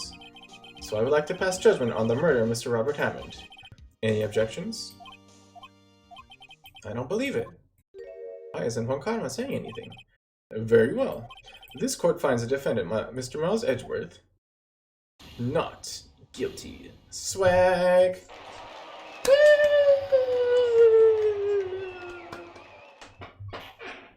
Celebration times, come on! That is all. This court is adjourned. Oh, here we go. Is it himself? I bet it's himself. Did someone just say objection? It wasn't Von Karma. Wait, but that means... No, I knew it. Edgeworth, Your Honor. I object to your judgment. What do you mean? I'm not innocent at all. As we have heard, Yaniogi killed Robert Hammond in revenge. But revenge for what? Nick, Edgeworth is trying to confess. He's going to say he's guilty. He's going to tell him he was a murderer in the DO6 incident. He's going to tell him he killed his own dad. Yep. Uh-oh. What do I do? Object to his objection. I kind of want to leave it to him. And then object. We'll see what happens. No, I'm sure Edgeworth thought about this one long and hard. This isn't my place to interfere. There's nothing we can do about it. This is his problem now. We'll see. For 15 years, I have had a recurring dream. A nightmare. It's only a nightmare. That's what I told myself. But now I know it wasn't a dream. Yaniogi wasn't the killer. You mean in the incident where your father died? From the distance of the shot, it wasn't suicide either. Everything was as clear as day. The murderer. Or it could have been Von Karma outside and he shot the criminal in the DL6 incident.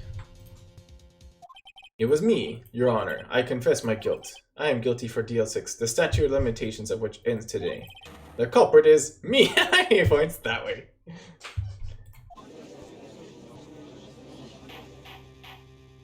Order, order. This is certainly unexpected. The defendant declared innocent is confessing to a different crime. A crime for which the statute of limitations runs out today. I'm not really sure how I should deal with this. Bah! It's obvious. We hold the trial right here, right now. We try this man for his crime of 15 years ago. Dang. I think I would like to take a 5-minute recess. During this time, I will consider the appropriate course of action to take. Court is adjourned. Dang. That makes sense. That's very logical. I'm sorry, right? I've just wasted all your effort. Oh, Mr. Edgeworth, I just don't believe it, sir. I mean, you kill your dad? I didn't want to believe it myself, detective, but it's the truth. I deserve to be punished. Murder is murder, no matter what the circumstances. This is crazy. Just crazy. Nick, what are you doing? Huh? Oh, I was just reading through the court record once more. I'm getting my case ready. Your case? For what? Huh? Isn't it obvious? I'm going to prove that Miles Edgeworth is innocent. What are you talking about, pal? He just admitted to it. He confessed that he did it. In court. I'm sorry, Edgeworth. Oh, I'm sorry, Edgeworth, but I don't believe your nightmare. What? It's just a dream. It's not real. The truth is right here in this court record. The evidence. In any case, tighten your belts. The real fight is just beginning. I'll prove you're innocent. Trust me. Right. No. It's nice to have someone who believes in you.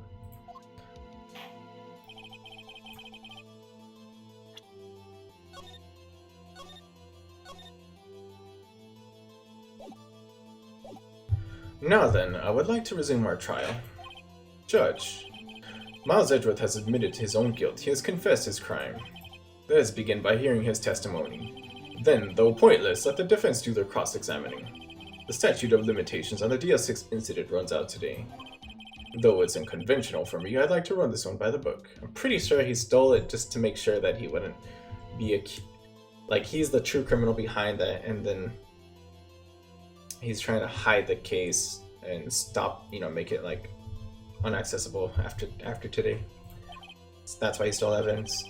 I see. Does the defense have any objections? No, Your Honor. Von Karma, you knew this was going to happen from the very beginning, didn't you? Very well. Will Miles Edgeworth take the stand? Will the witness state his name and profession? Miles Edgeworth, I am a prosecuting attorney. How ironic. Mr. Edgeworth, 15 years ago, you mistakenly killed your father, Gregory Edgeworth. Dang, he seems stressed when he's squishing. Is this correct?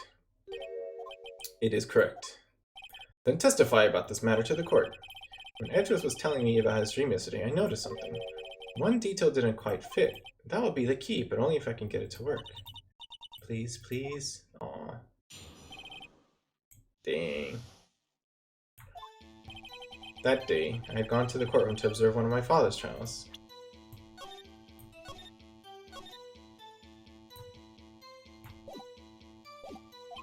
As we went to leave, an earthquake struck, trapping us in the elevator. My father and Mr. Yogi lost their composure and began to argue. Just then, something heavy fell at my feet.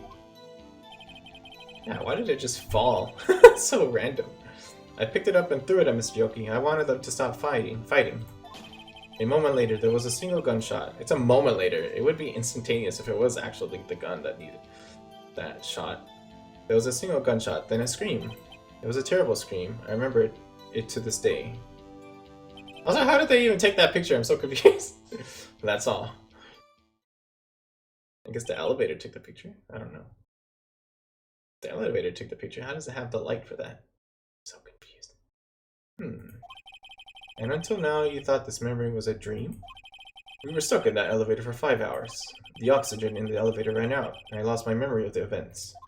Bah, the same claim Mr. Yogi has made. Very well. Mr. Wright, your cross-examination, please. Yes, Your Honor. Okay. Save here. No. Okay. I meant to click and then save, but... Okay, that's fine. Just go through all of them, and then... we come back. As we went to leave, an earthquake struck, trapping us in the elevator. So there were 3 people, including yourself, trapped in the elevator? Yes, myself, my father, and Yogi. We were fine at first, but then as time passed, no one came to help. What did you do then? I was a 9-year-old boy at the time. What could I do? I was scared, trembling in the corner. But then... Just then, something heavy fell at my feet. Strange. What was it? A pistol. I assume it was the bailiff, Yan Yogi's. The safety must have come off when it fell from his holster. That's so sus. And you picked it up. What happened next? I picked it up and threw it at Mr. Yogi. I wanted them to stop fighting. Did you know it was a pistol when you threw it? I think I knew. I knew it was dangerous. But the air was getting so thick, I panicked. So you're saying that you threw the pistol at Mr. Yogi? I was in a daze. The gun fired once? Yes, I think after I threw it I lost consciousness. He's not sure. And we know Yan Yogi's pattern, or not, maybe not Yan Yogi's pattern, but maybe it's Von Kadma's pattern of using one shot for attention and one shot to kill or something. Since then, they've echoed in my head every day. That gunshot and that horrible scream. The scream.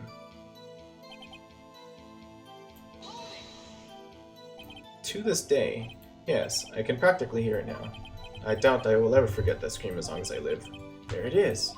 One part of that testimony clearly contradicts the evidence. If it was an instantaneous death, would he be able to scream? Is that it? Or is it something else? And he was unconscious, so there has to be a lot of other stuff that might have happened at.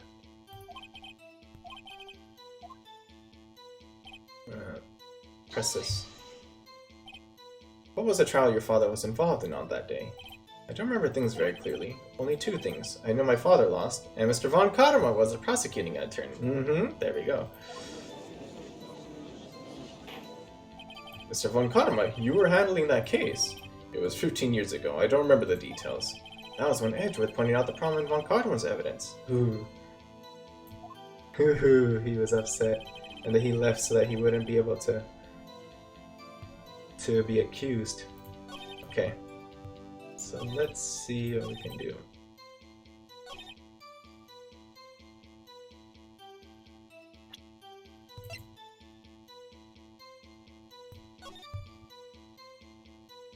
This is a suspicious thing.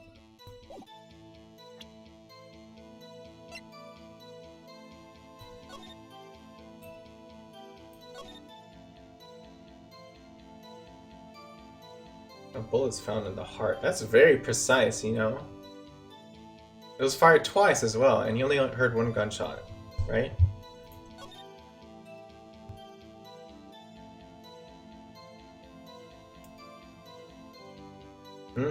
Very interesting. Hello, Osaka. Pepsine, how are you? I suppose I should point out the bullet count, the number of bullets shot. Also that this is specifically in the heart. So even if it shot once... Nice!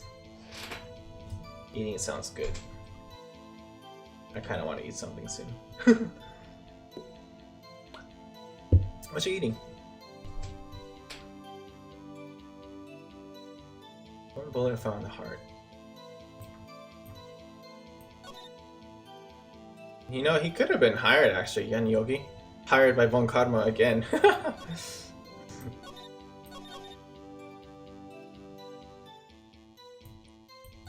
And then I want to point out another thing. Oh, wow, homemade General Tso's kitchen? Wow, that's pretty impressive. The only thing I want to point out is this. What is this shot from? I think this is the shot, the first shot that he heard. And then the second shot is by the bailiff. When he grabbed it on the floor, the bailiff could grab it and then shoot him. And then when he threw the gun, it probably didn't shoot. Man, homemade chicken General Tso's. That sounds really good. Nice job. Oh, this is taken from the heart. Ooh, and this is probably very similar. This is the proof to show that it will be similar to this one, and this pistol, which is the same as the one used then. Okay, so I'm going to a single gunshot. That's a turbo screen. I'm going to press here. Oh wait, see, fired once. Okay. I'm going to... I don't know about the scream, but I'm going to do this. Oh, a scream! It could have been someone like... When they heard the shot, they're like...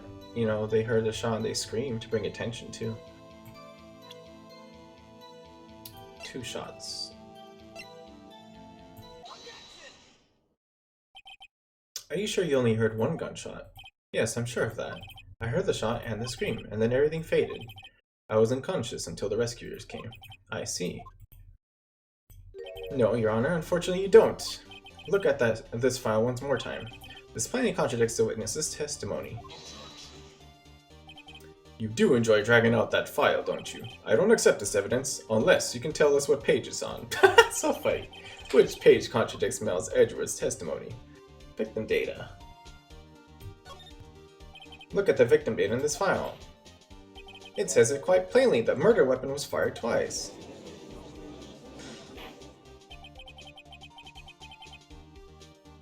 Miles Edgeworth only heard 1 gunshot, yet the murder weapon was fired twice. The first shot was accidental firing when the pistol was thrown. So who fired the remaining shot? Okay, so let me... That's true, that's another possibility.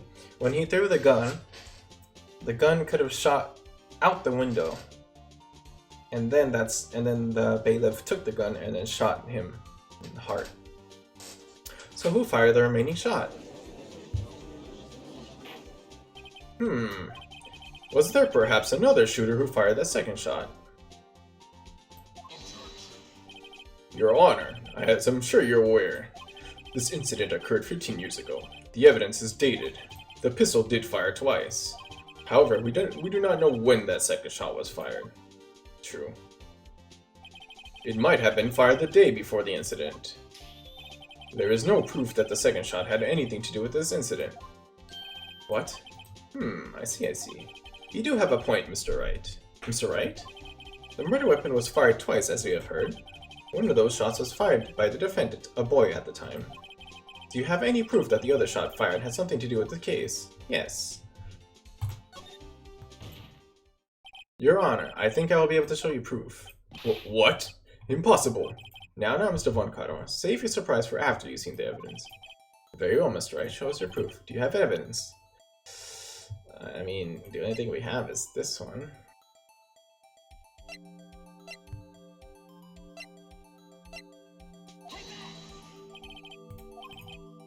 Nope. Wow, ridiculous evidence. You're messed up. I'm gonna save here, so I don't keep losing life.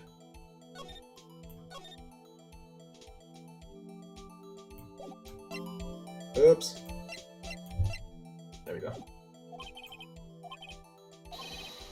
Ow. Second firing. I mean, yeah, it was shot twice, just like in this case, right? Or I guess even in this one.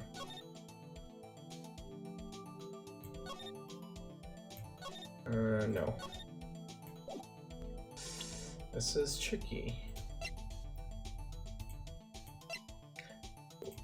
What we do know is for sure or this one. I guess this is proof, like one here and then one there. Right? Yeah, we can try this. Look at this photograph. This is a photograph of the scene of the crime 15 years ago. I can see that the victim lying there is Gregory Edgeworth. This proves the murder weapon was fired twice at the time of the incident. This photo proves it. So let me get this straight. This photo proves 2 shots were fired. Where? Your Honor, please get a clue. Show the judge. Right there. Here. As should be obvious, the contradiction is here. I see a bullet hole in the door. Your Honor, Gregory Edgeworth was killed by a shot from the pistol. Yet there is also a bullet hole in the elevator door. We also note the murder weapon was fired twice. Thus, someone other than Edgeworth fired that second shot. Order, order! Mr. Wright, what are you driving at? It's simple, Your Honor. At the time of the incident, 2 shots were fired. One went into Gregory Edgeworth's heart. The other hit the elevator door. Remember that the defendant lost consciousness after the shot he fired rang out. In conclusion, we must agree that the second shot was fired by someone else. Mr. Wright, but who could that someone else be? The murderer, of course.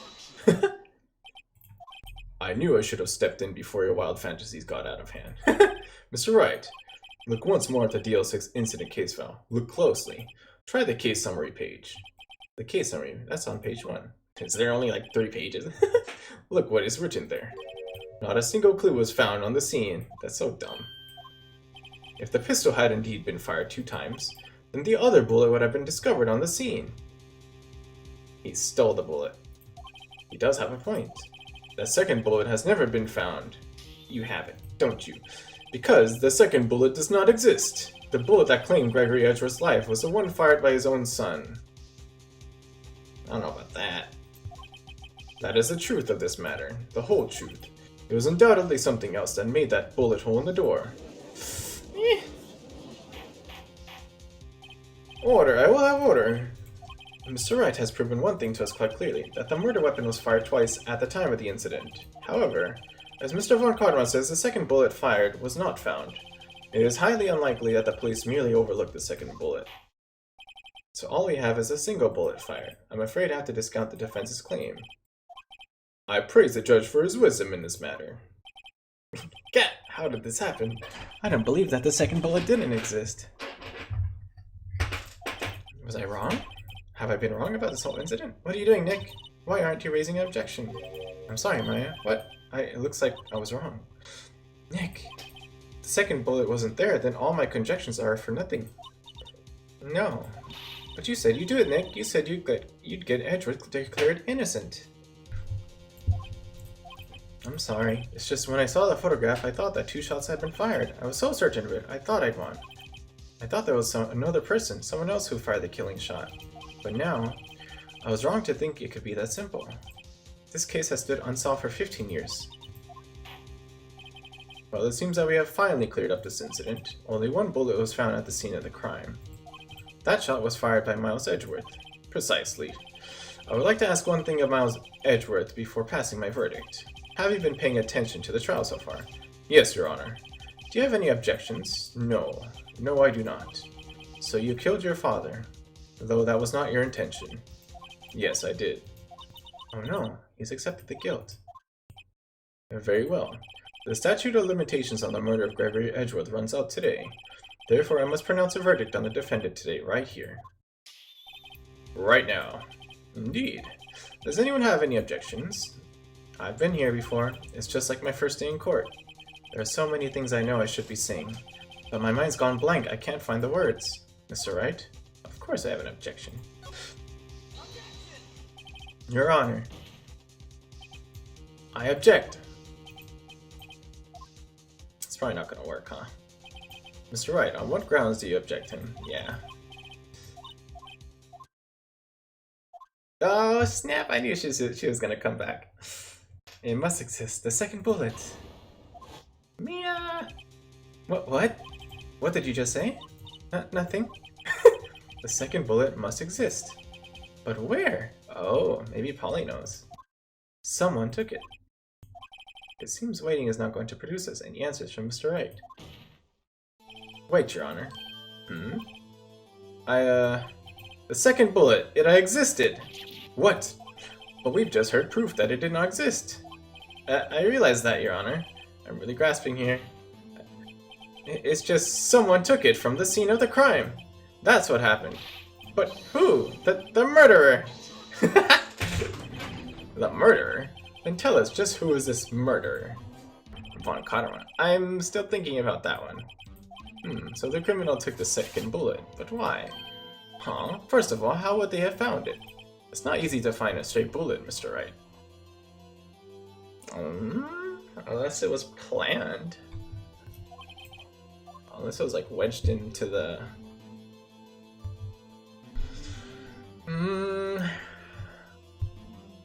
Was there some pressing need for the murderer to search for that bullet?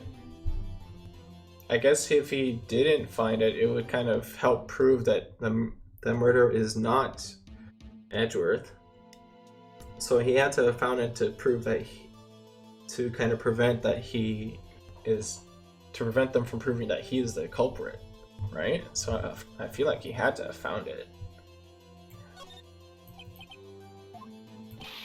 What possible reason could they have had? Well, the reason the murderer took the bullet away from the scene of... Yeah, it's proof. Oh, okay. It was a special bullet, so they took it with them. If that was the case, then they should have taken the bullet from inside... Oh, okay, so it's the other one. Why would they only take one of the 2 shots fired? Oh, right. No! Sad. Yes, and then...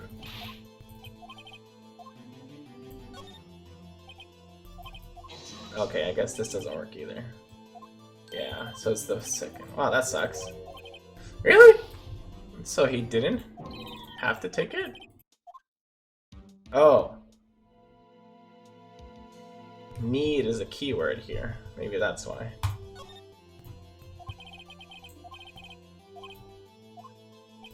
Bah, the murderer had no reason to take that bullet. You don't want to admit it, but it's true. Had to take it. Had to take it. The murderer, what does that mean? You're thinking too normal. Think crazy. Oh, don't think why the bullet was taken. Think why the bullet had to be taken. What? My first option makes sense. What did... I guess he didn't need it, but he had to take it.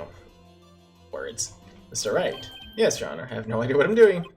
Well, the murderer had no intention of taking the bullet from the scene. But, the murderer had to take that bullet. Had to, Mr. Wright. What do you mean? Well, for instance what? Maybe the bullet, hit the murderer. Like it ricocheted?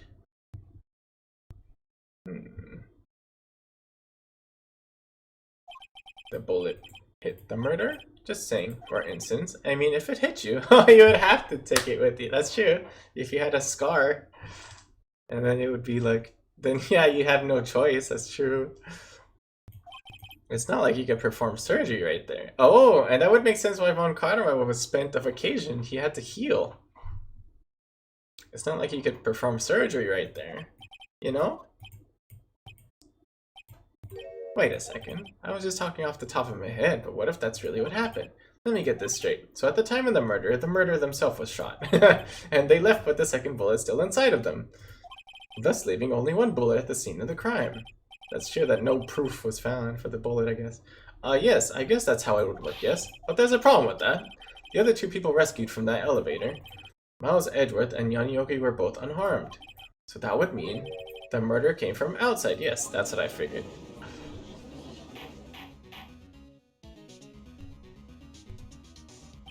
The 2 men fight inside the elevator. Trying to stop them, the boy picks up the pistol at his feet and throws it. The pistol discharges and the bullet goes through the elevator door and hits the murderer outside. Yep. The boy loses consciousness. Dude is like, he's shot and he's still shooting. Then the murderer opens the elevator door and sees the men inside. Does a perfect shot through the heart. Mr. Wright, you are truly the most unpredictable defense attorney I've ever known. I can tell you're grasping it. I cannot deny the possibility of what you say. What are you saying? Deny it! Deny it! No one involved with the incident was wounded. There was no murderer. No one was wounded at the time of the incident. He's right. I can't think of anyone. Hey, Nick. Huh? I just thought of something really crazy. Crazy? Remember what Mr. Grossberg said yesterday? He took a vacation. Gregory Edgeworth dealt a blow to his perfect trial record. It must have been quite a shock for Von Karma. He took a vacation for several months after that, you see. He's recovering. Yes, an unusual event for the man. That was the first and the last vacation he's taken. What if Von Karma didn't take that vacation because of shock, but took it because he was injured? Which would mean... it could only mean one thing. He was the murderer in the DL6 incident. He was the man who shot Gregory Edgeworth. It was Von Karma. Yep. Something wrong, Mr. Wright. You seem dazed. No, Your Honor. Well, you have indicated the possibility that the murder came from outside. Can you give us the name of your suspect? Uh-oh. Should I come out and say it now?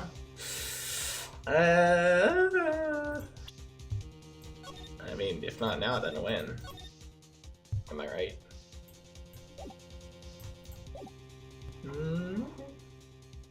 Now, Your Honor, there's a suspect. One lone suspect.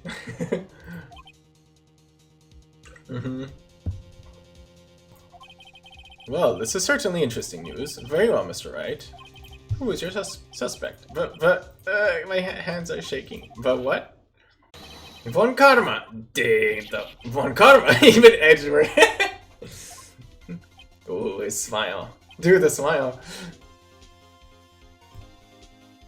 You mean the Von Karma? The prosecutor? The one standing right over there? Bah. You don't object? I see no need. Why honor this ridiculous outburst with my objection? Ooh. Because you took a vacation for several months starting the day after the incident. Yet you pride yourself on a perfect record. Why would you take such a long vacation without any reason? So you're claiming that I took a vacation to heal my injury from the incident. You probably did like skin surgery and stuff to cover it up. Fascinating. Prove it. I would have needed surgery, no? Where did I go under the knife at, Mr. Wright? Bring the doctor that operated on me and have him testify. Dang. Nick, let's find out who his doctor is. It's no use. Edgeworth? I know Von Karma, perhaps too well. He's perfect. He wouldn't leave clues. He probably didn't undergo surgery. That would leave a doctor as a witness. Then what the heck did he do? Just get it out himself? Nobody's that perfect. So what, Nick? Did Von Karma pull the bullet out by himself? Or he kept it in him? Dude, that'd be insane. That's insane. No, he couldn't have. You can't just pull bullets out by yourself. I mean, they do it in anime like movies all the time. Wait, what does that mean? It's probably inside him. That bullet has to be somewhere, but where? Well, Mr. Wright, can you produce evidence to prove that I was shot?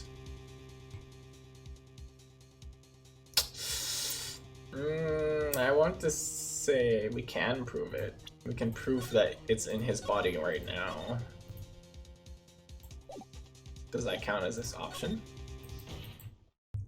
Alright, Von Karma, I'll prove it. And I'll even use evidence. I know how much you like it. The evidence that proves Von Karma was shot is... it's not this. I don't have the proof. No, I don't think I have the proof. Metal detector! Dude, that'd be so funny if I could use this. And then if it can make noise when it's in his body, that'd be so good. Wait, I want to try it. Oh my god, this is actually so funny. If this really is the one. I think it is. I can't think of anything else right now, unless we have the option where we force him to like show his body or something. And for now, I don't have an option for that. That's funny.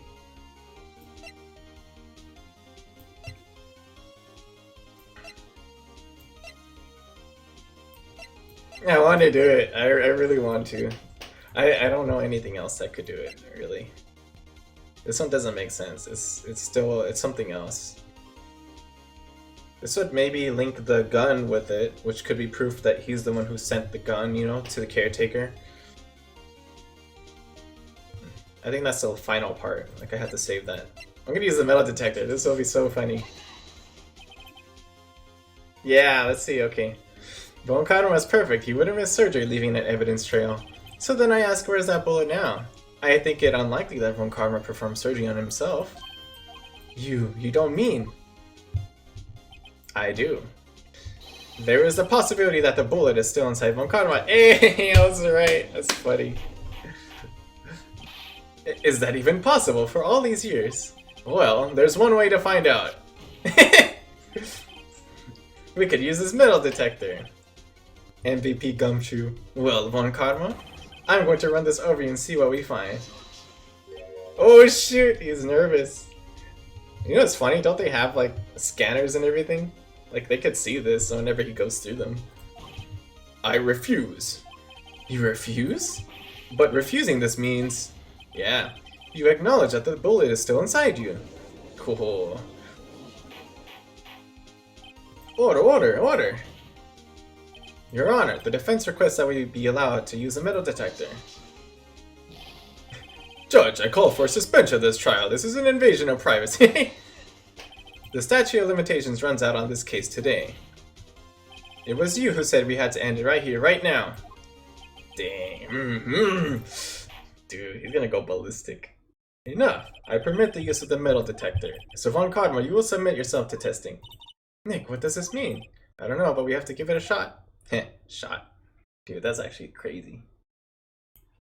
Beep. That's funny. Predicted. It reacted. Something's inside his right shoulder. The bullet. I mean, it could be anything else, like, you know, like jewelry or something, though. Mr. Von Karma. You. It was you. Ooh. And that makes sense why he took him as his... Yeah, it's so epic. Hey, Arthur. But that's crazy because he took Edgeworth as his student too, and probably on purpose to prevent him from suspecting him too. That usually is what happens. Keep the people involved in your crimes close so they'll never suspect you. Scary. Dude, but he was even prepared for this because he stole the evidence originally. But he messed up because... Yeah, exactly, the payback for that. Yeah, exactly. But he was even prepared for this situation because he stole all the evidence related to that. Including the gunshot, the bullet. But then Maya was able to take it from him. So that's the final thing that we're going to use to seal the nail in the coffin. Oh, cool. Interesting that there's an Edgeworth investigation games. I was afraid this would happen, and so I remained silent. Indeed, there is a bullet in my shoulder. However, it has nothing to do with this incident. Oh, what? I was shot in the shoulder long before the DL6 incident. I claim that the bullet in my shoulder has no relation to DL6. Ooh. Okay, sure. That might take a lot of time though. I don't know how, like this trilogy is pretty long, I think, right? So I have no idea how long that'll take me to get there. I don't know if I'll play any more Ace Attorney games after this, like streaming wise. Maybe on my own, but maybe not streaming. But Mr. Von Karma, can you prove that? Prove? I have no obligation to prove anything. It is Mr. Wright who must prove something here, not I. Mr. Wright, well, can you prove it? Can you prove that the bullet in Von Karma's shoulder was from DL6? Of course he can't. You don't have any of the DL6 evidence. Ooh, that's because you took it out of the records room yesterday. With no proof, you cannot convict me of any crime. So sorry, Mr. Wright. No, I'm the one who's sorry, Mr. Von Karma. What? You were close, one day away from freedom. But you see, I have proof. What? Who would have thought you would dig your own grave trying to convict Edgeworth? Heh. I can link that bullet in your shoulder to the DL6 incident. We have to get the bullet though. And here's my final proof. It's gotta be that one. That's a bullet. Where did you get that? This is the bullet used in the DL6 incident. This was taken from the heart of the victim, Mr. Gregory Edgeworth. The bullet is preserved quite nicely with all the ballistic markings intact. Ballistic markings. You may recall the term. It came up in the first trial 2 days ago. Yep. Ballistic markings are the fingerprints of a weapon. All bullets fired from a gun are marked with that weapon's unique pattern. By examining the markings, you can tell which weapon fired the bullet. It's quite accurate. So if we see it, it would prove it. We have 2 bullets in our possession. One, the bullet removed from Gregory Edgeworth's heart. And the other, Mr. Von Karma, is a bullet buried in your shoulder. We could analyze both bullets. Then, if the markings matched, it's kind of hard. They would have to do it like, or get it out of him. I guess the back of it could show something. We would know that both bullets had been fired from the same gun. The very same pistol, in other words, the murder weapon that killed Gregory Edgeworth. Mr. Von Karma, you will let us remove the bullet from your shoulder. Isn't that crazy? Then we'll compare the ballistic markings to those on this bullet. And solve this case once and for all. Well, Mr. Von Karma. Dang. I know, right? Isn't it funny they would have to perform surgery like right then and there? I don't know. That's kind of funny. But he's in a position where if he refuses, then it's also proof, right? So he has to either accept or not accept. And then if he accepts and they actually show it that it does match, then yeah, he'll get he'll be the culprit and guilty. And then if he doesn't accept, and then he's going to be considered guilty as well. So either way, he's been cornered, right? So like it's a checkmate with this statement. So he can make it easy and just, you know, simply say, okay, fine, I was the one who did it, or find an argument, which maybe he does right now, or he can say, okay, I'll go through with the surgery, and then we'll compare them, and then yeah, so it's almost like a checkmate. Oh shit. Super Saiyan. Legendary Super Saiyan. Oh my god. Oh, you remember the scream? Yeah, when he got shot. That makes sense. That scream. I've heard that scream before. Wait, I know. Yep, it's his scream.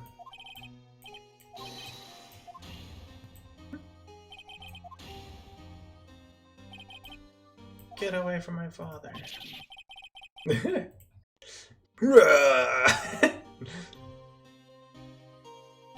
It's that scream I heard in the elevator 15 years ago. Von Karma, it was you who screamed. So funny. Mr. Von Karma. Edgeworth! Only you would dare defy me. So it was you. Oh my god! You and your father are my curse! Your father shamed me with the penalty on my record. And you left a scar on my shoulder that would never fade. Damn. Dude. I'll bury you! I'll bury you with my bare hands! Death! Death! Jeez. Chief Prosecutor, I'm sorry. Von Karma, it's not like you to make this kind of error. I never would have thought that Edgeworth would be the one to catch you. I was careless. I'm sorry, but you will have to be penalized. I've covered for you in the past, but not this time. Ooh. Edgeworth! Dang. It was a shock like none I had ever known. Me? Penalized? Penalized? It took hours for me to regain my composure. Suddenly, I found myself in the darkness. I was in the court records room. I must have wandered in there without thinking where I was going. The room was pitch black. The lights must have gone out. I went out into the hall and felt my way to the elevator. I pressed a button, but nothing happened. Then, there was a noise. Dang. Jeez. I was in pain, a horrible burning pain in my shoulder. Just then, the lights came back on. The elevator door opened before my eyes. Oh, that makes sense. Why he was able to use the same gun. I saw 3 people inside, all lying unconscious from oxygen deprivation. Much to my surprise, a pistol lay at my feet. I knew then it was my destiny. Dang. In his last moments, Gregory Edgeworth was still unconscious. He died never knowing who had shot him, never knowing. Later, he spoke through a medium, blaming Mr. Yogi. He was fooled. It was a perfect crime. His ghost. Who would have thought another man would have come to open that elevator door? Judge. But what? What are you doing? Do your job. Bring an end to this miserable charade. Now, end it. Very well. Huh? It appears that we have come a very long way to the end of this maze. 15 years later, Mr. Miles Edgeworth. Yes, Your Honor. You were innocent. You are innocent. Aw, as you said, it was all a nightmare. Yes, Your Honor. This court finds the defendant, Mr. Miles Edgeworth, not guilty. Swag. Just confetti randomly everywhere. That is all. This court is adjourned. I guess next we have to prove that Bon Karma was the one who did it, right? Or no, he admitted, right? I guess. Nick, we did it. Did you see his face? Bon Karma looked even paler than usual. He's pretending to be all cool, but inside you crushed him, Nick. Crushed! Damn, brutal. I gotta say, I'm impressed. Aw. It was pretty close, though. Thanks to Mia. I was sure we had it. I know, I was on the verge of tears the whole time myself. But now it's all just a good memory. So, it's finally over, Edgeworth. Right. Yeah? I'm not sure how to say this. I know. Try, thank you. I see. The thank you, Mr. I was about to say Mr. Right. The thank you, right. Aw, you're welcome. I think you could have done that better. So sorry, I'm not good at this sort of thing. You got a lot to learn, Edgeworth. Ooh, get wrecked. She's got you there. Gumshoe. Amazing, pal. You pulled through just like I thought you would. Never forget this. I owe you one, pal. And tonight, let's party. Dinner's on me. Yeah, my salary went down a bit this month. But who cares? See, Mr. Edgeworth? You should take a lesson from Detective Gumshoe. That's how you say thank you. I see. Ahem. Woo! I feel foolish. Don't worry. Take it a little at a time. You'll get used to it. It's been 15 years since I've seen Edgeworth this unguarded. Oh, Lotta. Hey, y'all. Lotta. Y'all were great in there. Thank you. Yo, Edgeworth, congrats. Thank y'all very much. I knew you're innocent from the start, of course.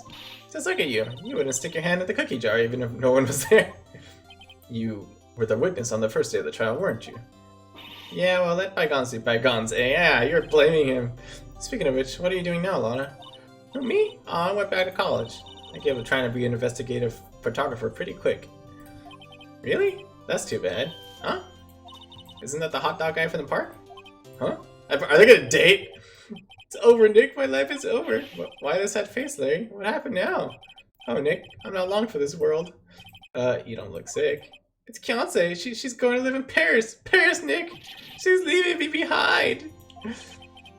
Don't mind Lara. Yeah, a lot of heart. Should have seen that coming. Yo, Edgy. There you are. Yes, here I am. Congrats, Edgy. Here, a little gift from me in celebration. Celebration? That's unusual for you. Hey, Harry Butts! You come along tonight too, my treat, pal. Huh? Thanks, looking forward to it. Yo, Nick. That's good that she didn't give up her photography career. That's the suit that questioned me. When he says treat, that's not police talk for prison food, right? Right? I think you'll be fine, Larry. Right. Yeah? What's up? That envelope that Larry gave me, it's got money in it. Is he the one who stole it? For way back then, did he remember that he was actually the one who took it? So funny. Well, yeah, that's not that strange. People give money away to celebrate sometimes. It's $38, right? Huh. What a weird amount. I mean, it's not a little, but it's not a lot either. 38 exactly? Oh, she's gonna be the next game? Arter? Oh, interesting. And investigations with a student? Interesting. Nick! Wasn't that exactly the amount of lunch money that was stolen from Mr. Edgeworth at school? $38? Yep, we smelled the butts. No. No, Larry, it was you! What are you so surprised about, right? Huh? Larry was absent that day from school, right? But that doesn't automatically rule him out as a suspect. Ha! Did he know? Think back to that day 15 years ago. Does he actually remember? Larry took the day off, but he was bored, so he came to school anyway. Yeah, that's what I thought. Then he saw the money lying there, and the rest is history. I never was good at history. Heh, dummy. Edgeworth, you didn't know, did you? I suspected. I just couldn't picture Larry protecting you like he did that day. Oh. Everyone else was saying you did it. The whole class was against you, remember? He remembers it all! Yeah, too well. Right, you may not know this, but we used to have a saying back in school. He knows the saying. When something smells, it's usually the butts. I know. Really right. I'm surprised you didn't figure it out. Well, this sure is an unexpected turn of events, eh? Edgeworth. You should have told me. Now, Nick. It was 15 years ago. Don't you think the statute of limitations has run out, Mr. Edgeworth? I'd say so, yes. So seriously. There you have it. Where does that leave me? I became a defense attorney because of what you two did. Well, you have always been something of an insufferable emotionalist. Yeah, and you get worked up too easily too. It's kind of the same thing. The death sentence for both of you. Man, if only I'd known I'd become a prosecutor. The same goes for me, only the other way around.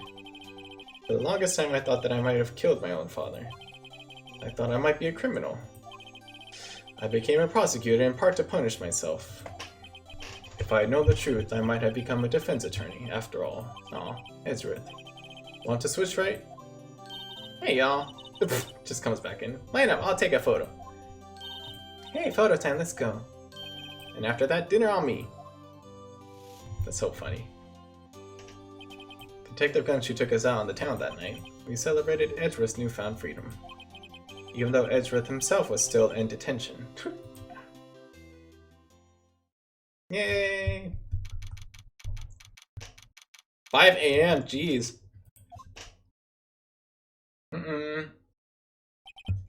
Whoa! I went a little overboard yesterday. My head hurts. Huh? It's still only 5. Maybe I should go back to sleep. Still only 5 a.m. he says? What's this? A letter? This probably leads up to the next chapter. Oh, it's Maya. Good morning, Nick. You were really impressive yesterday. Seeing you, it made me think about what I'm doing here. I'm a spirit medium, in training of course. I wanted to help Mr. Edgeworth too. I wanted to help you. But I couldn't. No, you helped. So I decided to go back to my training. I'll become a full-fledged spirit medium for starters. I couldn't say it to your face, so I left this letter. Goodbye, Nick. Aw, sad. Welcome. You'll always be welcome back. Goodbye. What time is it? Really? Oh, that's interesting. As Okita Soji, that's pretty cool. That Maya has the same voice actress. Huh. Get the first trains for the mountains have already left to the station. Wow, she went really early. Is he gonna try to find her? A new case will happen here. I guess I'm too late. Hey! Nick, Maya. Aw. So you're leaving? Yeah, it's hard being a spirit medium who can't talk to spirits. And I think you'll do fine without me, Nick. Be good, okay? Aw. Oh my god, that's so funny. Phoenix Wright is voiced by Aaron Yeager? That is actually hilarious. But I heard the anime is not that great though, right? But wait. What? I never could have saved Edgeworth without your help. On the last day of the trial, I heard her. I heard Mia's voice. You heard my sister? Yeah, only her voice, but still. It was at the very end when I thought we'd lost everything. Well, that's my sister for you. Detective Gumshoe helped, Mr. Grossberg, and even Larry. I'm the only one who couldn't help. I was useless, Nick. No, but you're the one who stopped Funko, Maya. Yeah. I expected as much. The anime is not that great. Too many plot details skipped, and animation quality is too stiff. Yeah. I mean, it happens. Yeah, adaptations are hard sometimes. I didn't do anything. All I did was wander around in a daze. Sorry, but I have evidence that you helped. Even this is a case. Evidence? Show Maya some evidence to cheer her up. This. Take that. A bullet? Von Karma was convinced he had taken all the evidence pertaining to DL6. DLC. But you're the one who rescued the last piece of evidence we needed. This is the bullet that put an end to Von Karma. And you were the one who gave it to me. Oh, I'd only watch it if I wanted to see the crazy airbending moments whenever contradictions revealed. Yeah. Nick. Thanks, Maya. Couldn't have done it without you. Oh, I'll be back soon. Huh? I'm going to complete my training and come back. Okay, I'll be waiting. Of course you will. You can't run that office by yourself. You're hopeless. Oof. I don't know about that. So, this is it. See you soon, Maya. Bye-bye. Bye-bye. Bye-bye. Aw, that's a sad scene. Aw, thanks, Nick. Bye-bye. Bye-bye. And so my story ends. Time to turn a new page and say goodbye to the novice defense attorney that I once was.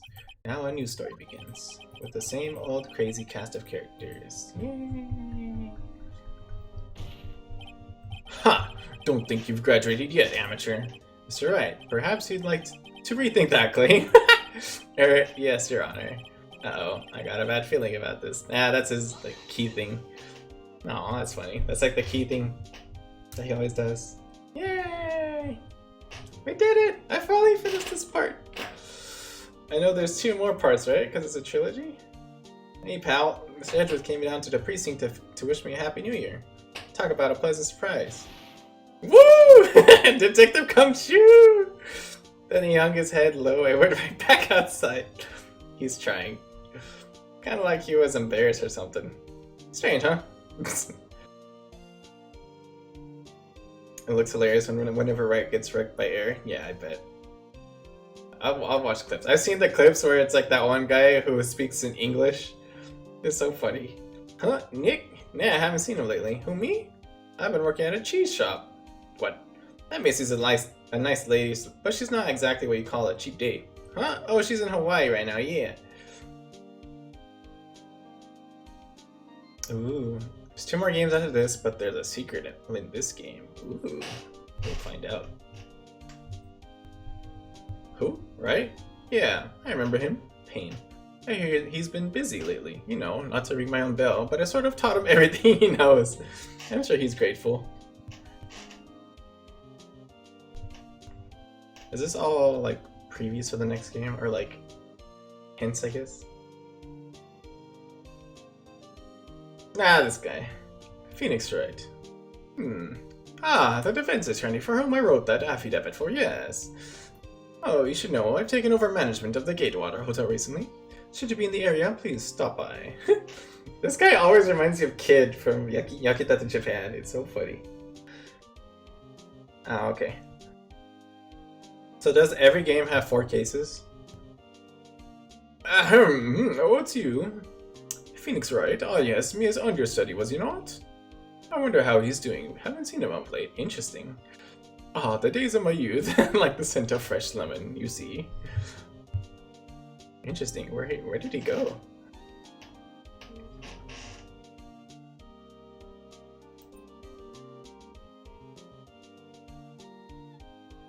Lamau. Phoenix, right? Is he an actor? Well, I'm not buying it. You can't be a star with a name like Phoenix. Well, ironically. Oh my god, and then here goes her speaking. Ah, okay. Investigation series has 5 cases. Interesting.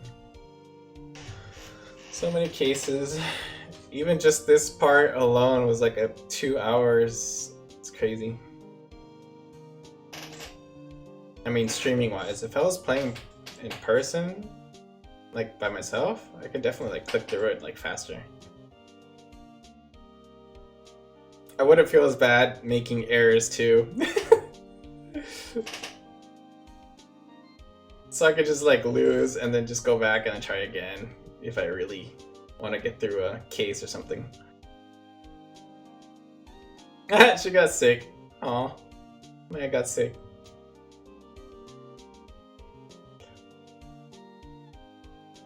Dang, 6 hours to complete a case? Wait, which case is that?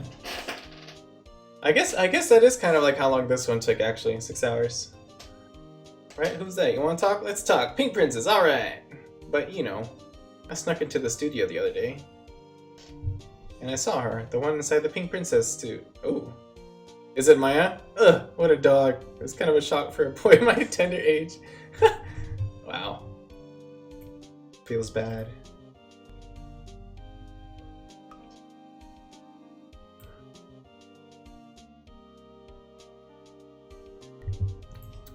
Yeah, I remember, right? That Laurie guy. Oh yeah, she's trained to become a paranormal photographer. You know that picture I took of everyone? Well, just behind them, there's a ghost. Oh, for real? Oh, is it Mia? Aw, that's crazy. We're gonna see the photo, huh? It's gonna be Mia. Okay, yeah, I know, right? Who's the Pink Princess and the new Steel Samurai? Oh, it is Mia. I freaking knew it. Oh, that's wholesome. That's so nice. Shorida! And just random confetti as usual. Is it him who just throws a confetti when we win? Detective Gumshoe MVP. Oh, here we go. Ah, so there is another episode here. A brand new episode. Oh boy. Ah! There we go. Well, I don't know if we can do it today. I mean, I guess we can. I might as well. I'm gonna finish this game at least so I can...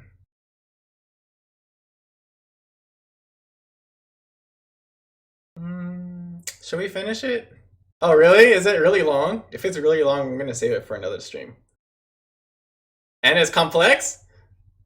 Great. Arthur, is it really long? How long do you estimate it to be?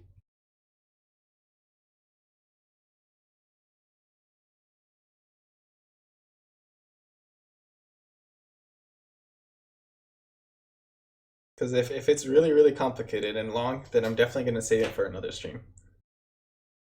I need to take a break now, and then I want to play some other stuff. Ah, okay, got you. Okay, yeah, it's probably going to be longer for me because I'm streaming it, you know, and I'm actually saying everything too. So if it took you 6 hours, it's going to take me like at least 4 to 5 streams. Oh my goodness. And then we still have all the episodes of all the other ones too. Whew, crazy. It'll be good though. I definitely look forward to it. I mean, this one was really fun. I'm glad I finally... I mean, I finished the main part of the first game, you know what I mean? Like, if this is like a bonus episode, then like, and I finished the main, then I'm happy because normally games like this take me very, very, very, very, very long to finish. So I'm happy with that. And I would say it was really good. It was like, in all these cases, you really can't like expect what the final outcome is completely like. It's hard to kind of predict it. I predict a lot of it here and there, but then when you get, but you predict it. Oh, okay. Has no relation to the other two games, the bonus episode. Oh, interesting. I'll still play it though. Like it seems relevant to the overall. Matters more on the investigation series and Apollo Justice. Got you. I heard Apollo Justice is really good. So yeah, so in terms of like my overall like impression, yeah, I really liked it.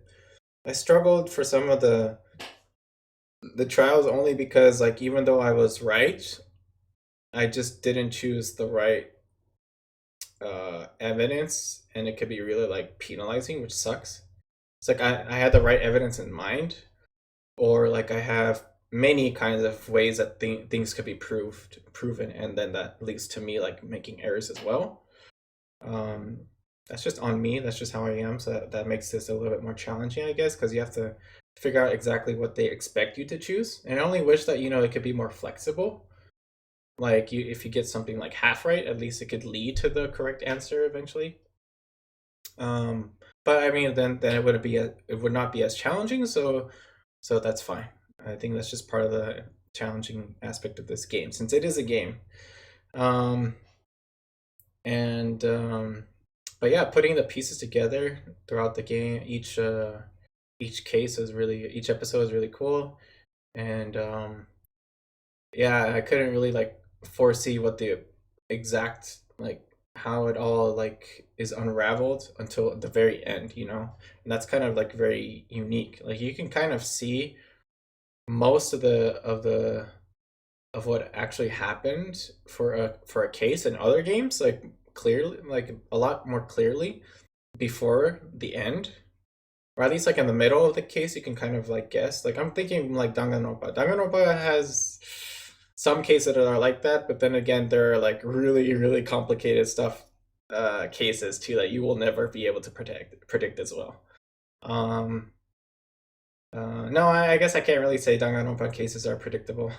Even like when I'm close to the end of a case in Danganronpa, things are still like what actually happened. You don't know for sure. I don't know. I'm trying to think of a game like that. I guess I'm thinking more like entertainment, like TV and like stuff like that. There's it's more easy to predict, but in this case, it's so hard to predict some of these cases. Um, yeah, so that's kind of cool. Characters are all really fun. Um, and yeah, I enjoyed it. I'm glad I was able to finish, even though it took me such a long time. Um, I'm sure I missed some little things here and there, but I try to be as complete as I could, go through all the clues, provide the evidence to everyone as much as I can, see what dialogues they have. Um, and yeah, so, but anyways, I'll end this part here. If you're watching on YouTube when I upload this, thank you for watching the series. It really means a lot. I will be continuing the next episode on this episode 5, Rise from the Ashes, in another video. So thanks for watching. And to everyone watching on Twitch right now, stay tuned. I'll be maybe streaming another game right after this little break. And thank you always for coming by and watching as well. I hope you enjoyed watching me play this game. I hope you enjoyed kind of going through this journey as well with me. Definitely was very fun. And yeah, thank you so much. Apologies for the poor voice acting. So yeah, so with that, I'm just gonna save here and then we'll take a break. And then yeah, you really enjoyed watching me. Thank you, Arthur. Yeah, thanks for sticking by. Thanks to everyone for hanging out. Osaka, aka Pepsin, thank you so much. Vitamin K, Going Gnome, Kire, all you guys who stopped by and watched this stream, thank you so much. I will take a break and then we'll start in about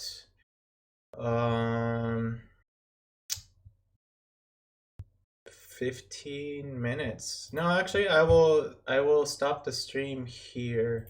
I will stop the stream here and in 30 minutes I'll start another stream. Let's do that. I need to eat. Thank you guys. Bye bye. Take care. Thanks, Arthur. Bye bye. Peace.